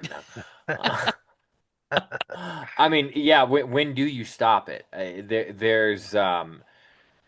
There is such a relentlessness to Ebe, and specifically Hunter's part in it, that it feels like it could literally fuel an 18 wheeler if needed. Um, and you're right, James. Normally Hunter is not very expressive on stage, and he's kind of the most tucked in my experience. But I mean, the look on his face during the last part of that video that we just shared is it's worth watching this one on YouTube, because goddamn, dude, Yes. he is clearly having fun. There were a couple of times where he was doing like the like full on like walk over to Zach thing like a few times. Like he Really? was Oh my yes. God, dude. Like seeing Hunter like that is rare form. Right. And this is rare form too, man. Gobnugget Eve, it's only Mhm. happened three other times. Once in 2000, once in 2002. Then you'd have to go back to 2019, the Tabernacle, to go back to it. They've done Yep. this thing, Potamus, Gobnugget Eve. Mhm. Obviously, you're missing the Potamus here, but um, I don't know if I've heard like the Eve samples mixed into a Gobnugget breakdown. That's that shit that gets me fired up, dude. That is unfucking believable. And the fact that Eve was teased the night earlier during reemergence, it really kind of full circle. Like they're starting all these threads and then they're finishing them. They're pulling on them and they're finishing threads, and they're not really leaving loose ends as much as they used to. I don't think. And I like Yeah. when they like mess with us a little bit, like they played E but not Surreality. Mm-hmm. Like it's like when they play like Native M, but they don't play Reemergence. They go into Mm-hmm. another song. You're like, whoa, it like kind of throws you off a little bit. You're like, well, you just wasn't expecting Eve to come out of that. And it was like we all looked around and it was like, oh yeah, this is perfect.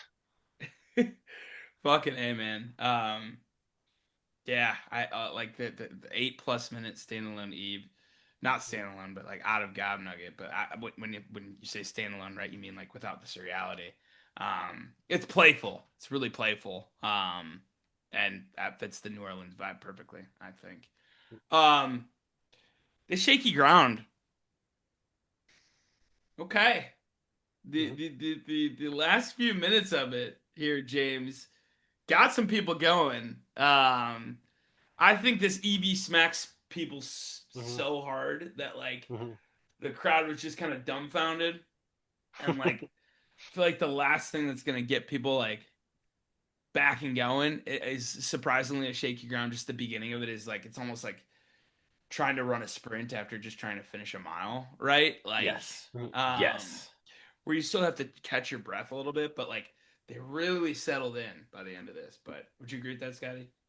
I mean, man, this is the the most unnecessary shaky ground ever played.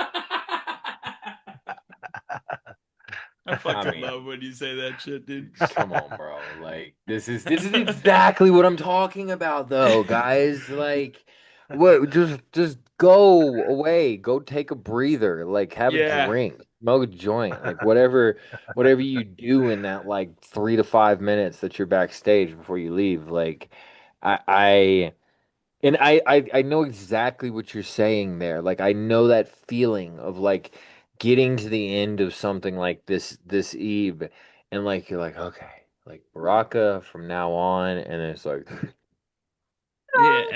and it's like okay, like I it just it would have made more sense almost anywhere else in this set other than after this eve.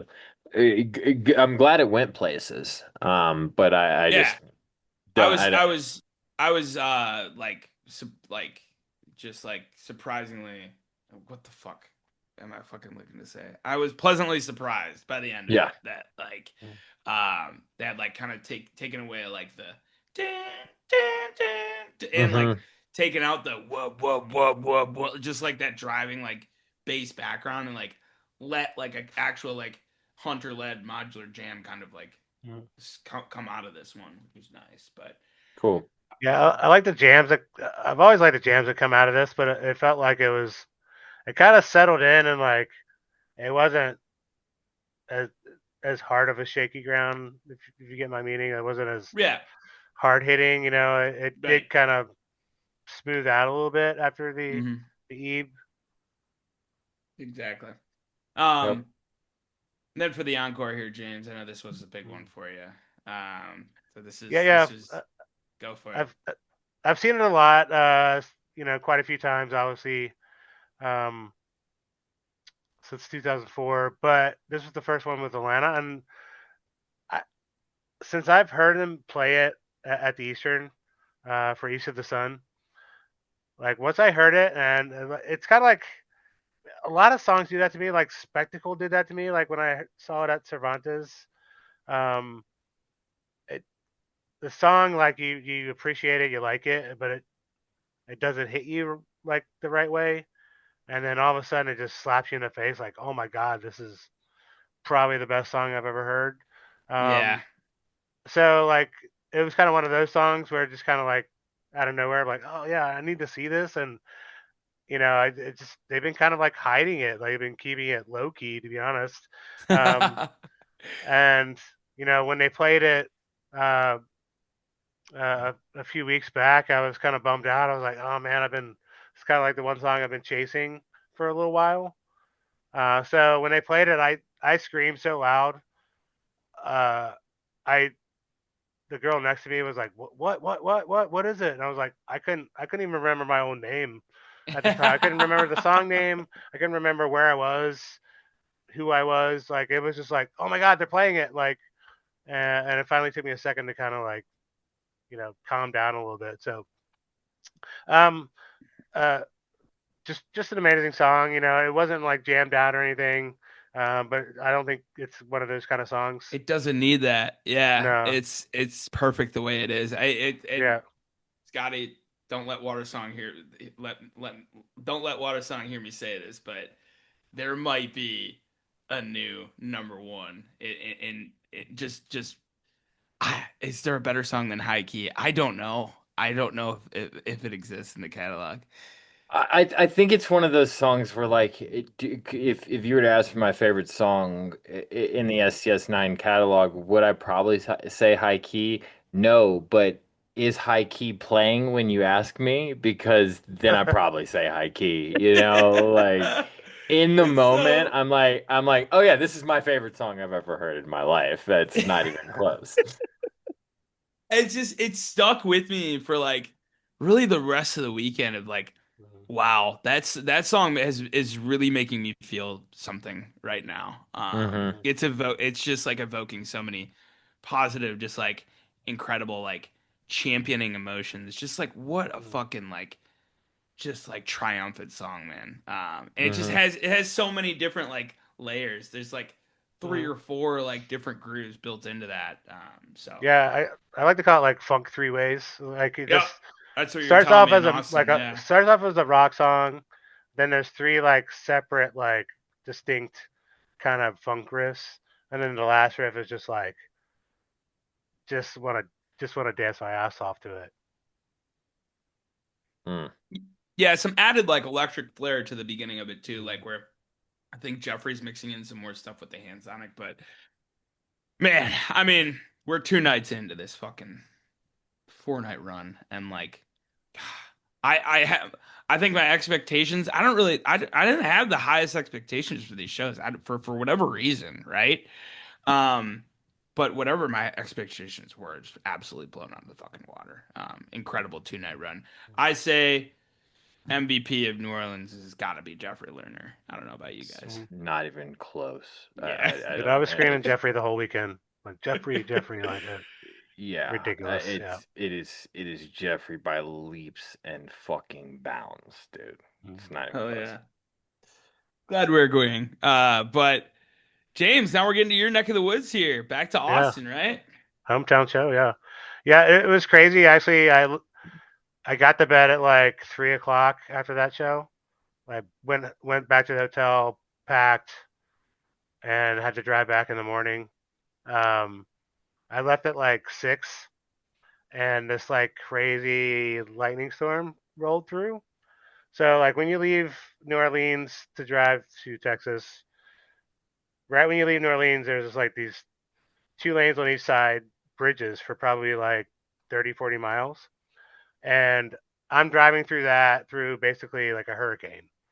Uh, after about 3 hours of sleep, uh, uh, white knuckled it basically for about 20 minutes, and then it just turned out into a beautiful day. Got home in like 7.5 hours, and yeah, took a nap at home. Took a nap, shower, hung out with the dogs and the wife, and wife came to the shows. Um, so it was just like you know how it is, man. Just like just a hometown feel, just like you know where everything is. I've been to the Moody 1,000 times. I know exactly where everything's at, where the bathroom is, where the best bars are, what they have to offer, where's the best sound. So it was just like just really home comforting. And then uh, the Moody show was my 16th Austin show, and they always Cool. kill it in Austin. Like every time, like it blows me away. And then Austin's actually the last time I saw Murph as well, 2013 Halloween. So like they just blow it out of the water in Austin. So I was super excited and pumped for an amazing show. Scotty, talk about a hometown venue and how lucky James is. I mean, and I was just thinking about the just the arriving back, like the trek to get there, and then being at the Moody.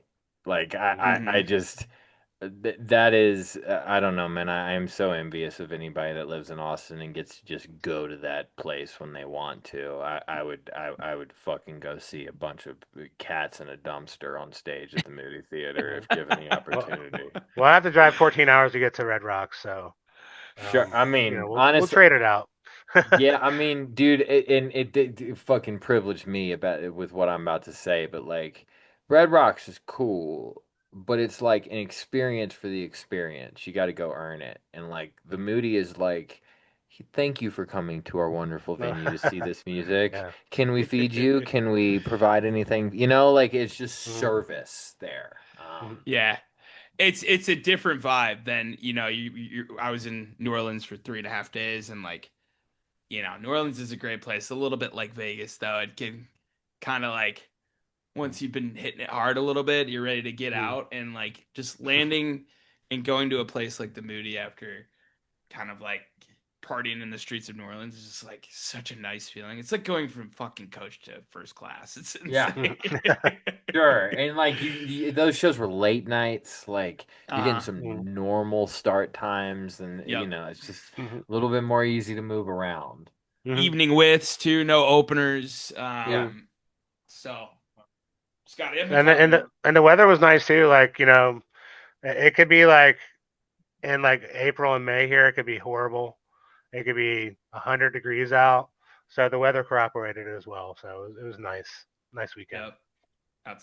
Got some Terry Black's barbecue too, one of James's favorite spots. Hey, man, the beef rib is absolute Oh, insane dude. thing. This is Oh, like a huge. dinosaur bone. Yeah. Scotty, I've been reading enough of these set lists, man. You take the helm for this one. Absolutely, absolutely. So we start off with something that's becoming a bit more of a staple in the catalog in Surge. Mhm. I love this song. It's Mhm. a great. I don't know. It kind of reminds me of Searchlight a little bit. Mhm. And just it's a different way than they had been starting the other two nights, and a Oh, cool little seg into New Soma here too. What are vibes like as we're opening up here in the Moody on the only proper night in this venue, by the way. mhm. What's the crowd like? What's going on from y'all's perspective? I mean, it was awesome for me. Like, um, they packed it out. Like the floor was packed. Like Halloween was just like a weird vibe because there's just always so much going on in Austin on Halloween. But like it was packed out. Everybody was like super nice and excited. Yeah, yeah, super, yeah, great, great vibe for sure to start it I'll off. say it, Scotty. That this is a big fuck yes. Surge New Mm-hmm. Soma. Like, Mm-hmm. holy fuck, dude. You said it yourself, man. Like, they've come with just three completely different energies to start the Hmm. show, and like, like it's all landing so Hmm. well, Yeah. right? Yeah. And this is the first new Soma since that last New Year's run at the Joy. It's always a fucking pleasure, especially when you get it this early, where it's kind of like the opener, Hmm. right? It Mm-hmm. always gives me shades back to new Soma Axe opener, where it's just like fuck yeah. Yeah, and yeah, without the empires as well. So it's like Hmm. nice to see it on its own. Yep. Yeah, I mean, kind of the same thing a la EB. Like, Hmm. sometimes it doesn't have to be paired with what it Hmm. normally works with, and sometimes it's better. We love a new song mixed with an old song like this. I think this is great. And then another song. Honestly, this song feels like it kind of belonged in New Orleans. I don't have a problem with the 118 where it is, but talking about New Bro. Orleans type songs, I would have expected to see this in New Orleans maybe a little more than I would have expected to see it in Austin. Maybe Dude, shaky ground area or something. up Yes, maybe. up tempo, dude. Also, I Hmm. mean, Zach crushed this new Soma, and just like they seem to kind of like speed it up at the end, and then it set this tempo for this 118. This was the quickest 118 I had heard in a really long time, just in terms of the tempo they were playing. Yeah. I mean, and tone setter for evasive right afterwards, Hmm. right? Um, you the other two nights, I mean, you've got a funk onslaught on night one. You've got kind of a rock and roll huge banger coming out on night two. This is very much like a vibe ramp happening Hmm. on on Yep. on night three, where you're not getting a whole lot of like in your face shit in Surge and New Soma. 118 is a little bit more of that, and then evasive is like fucking car in sixth gear. Let's fucking go get after it now. Yep. Um, Thoughts on this evasive, James? Yeah, I mean, I think Evasive Kamui is like my second show. Like it's kind of where I want them together, like always. Yeah. So yeah, I thought the Kamui like it was just great. Me being a nerd, it was my 20th Kamui, so I was definitely excited quite at this point of the show, and I definitely needed the next song to kind of bring me down a little bit, Hmm. back to earth. But yeah, I mean, I just these two together, and then 11 minutes a piece basically. Yeah. Just man, it was just like I was like dripping sweat, just dancing. Everybody around me was just like having a good time. Met a bunch of people that were like it was their first tribe show, so Cool. like just a bunch of people just never heard of them before, just wanted to come see them, and man, yeah, like definitely one of my highlights for sure. Bro, this fucking Kamui drum breakdown is Yeah. absurd. I've never heard anything quite like it. And No. when it was just Jeffrey to start. Typically, Mm-hmm. the band will leave stage and it's kind of on Zach and Jeffrey. We started just Jeffrey, and you could tell they kind of let him know like, hey, let's do something different, and we'll all build off what you start with. Hmm. And that's 100% what they did as they kind of rejoined one by one. Mm-hmm. Um, for me personally, this is my moment of the show. Is the Yeah. Kamui. Hmm. I You wouldn't be wrong. Yeah. Yeah, I mean, it blows my mind we're not playing it. Obviously, we are running stupid long right now, and so it makes sense that would be on the cutting room floor. But just this, and I don't think they've done evasive Kamui in quite some time. Does one stick out to you recently? Not necessarily. I could Let me be see. wrong on this, but this feels like something that hasn't happened in a few years. Yeah. Irving Plaza, they did do it.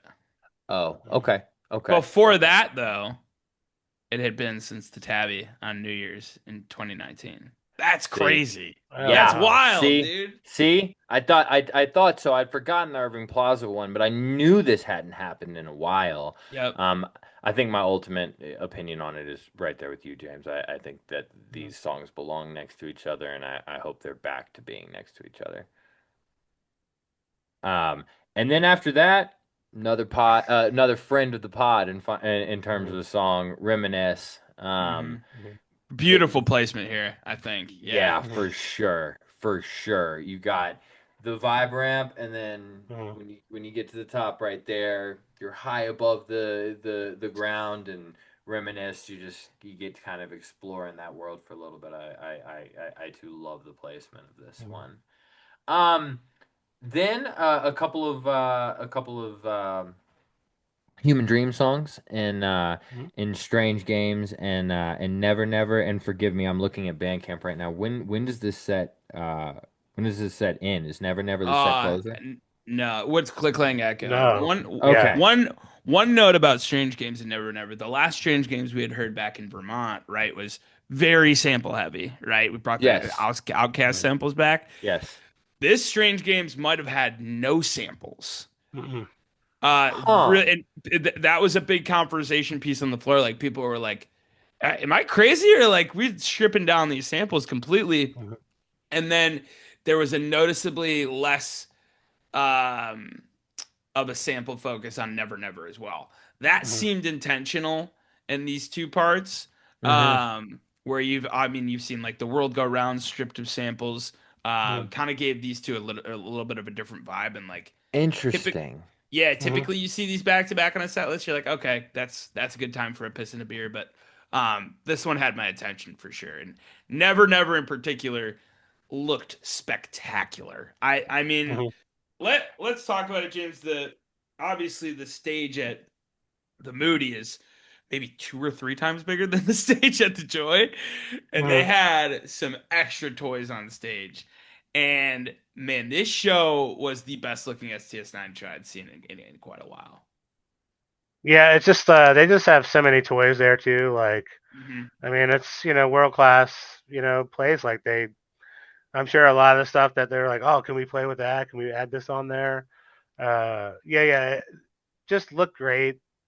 Yeah, Um, the truss that's on yeah. the like outside of the stage on the ceiling Hmm.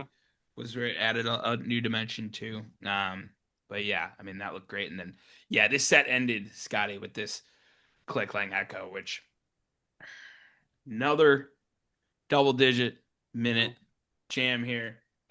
People were losing their fucking shit during this Click Clang Echo jam. This got dark and dirty. It was fucking Hmm. awesome. Great way to end the first set.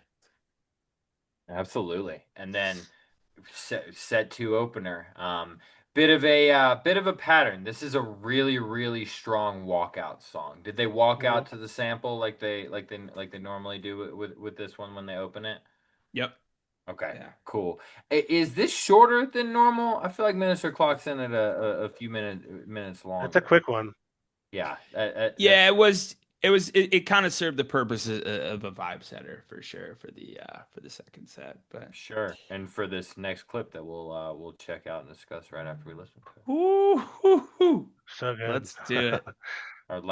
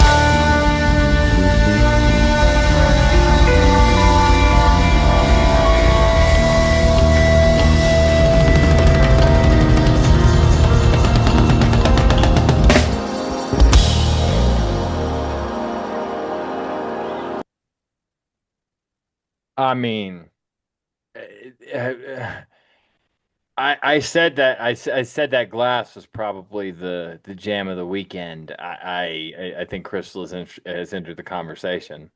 Yeah, you talk about locked in, dude. Uh-huh. I spent most of the show on the floor, but I spent the like maybe the first half of this first second set up on the balcony.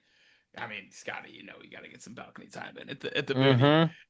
When you're on the floor, right? It's really hard to not just watch one of them at a time, right? Mhm. Then you get up there and you can see Oh, them for all sure. cook at once. Yeah. And this crystal instrument, oh my God, like one organism. It seemed like there was one tentacle was connected between like fucking Phipps, Jeffrey, along to Zach, and just like the movement of everything. Like, um, Hunter Booth said it best. He was up there with me. He's like, "Man, you get up here and you really understand this is a jam band." Watching That's what I them try to all tell go at people. one It's time, a jam yeah. band for sure. Uh, yeah, like I probably had like five people come up to me after the song and ask me like, "What's the name of the song? I gotta like hear this one again." Oh yeah. I Oof. Crystal's one of my favorites. I was around somebody when I had like seen 12 shows.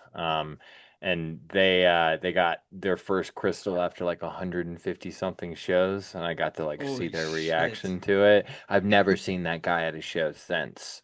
But I always think about that guy whenever I hear Crystal instrument. Because that He was got Maybe his my it's crystal and he pieced out. Yeah. yeah, that yeah. was his final quest, I guess. That's Yeah. funny. Just hung up his boots after that. That's great. And then obviously, after that Crystal, I'm not bad. I'm not mad at this Better Day remix placement. Mhm. No. Or the balancing or the symphony. I mean, Mhm. let's keep the energy going. This is Saturday night second set written all Mhm. over it. Yeah, Um, this Life's a Symphony was fucking bananas. It was just Yeah. I mean we talk about it like Dance Floor Napalm. Mhm. Gee, Phipps and Hunter in the back end of that one are absolutely Mhm. ridiculous. Yeah, sorry, I had to let my dog in. Um, and then ABCs, which Mhm. just the placement of these songs. We've talked about it a couple of times. Maybe not the show that I would take with me as my favorite of the weekend, but probably the most well written one. Mhm. Of the three. Would you guys agree with that? Yeah. Yeah, like the out of this world. Like the last couple times I've seen it, like they've just put it in like the perfect spot. Like the one at Cervantes was like, God, I need like a spacey jam right now after like that hard hitting like 3 song opener.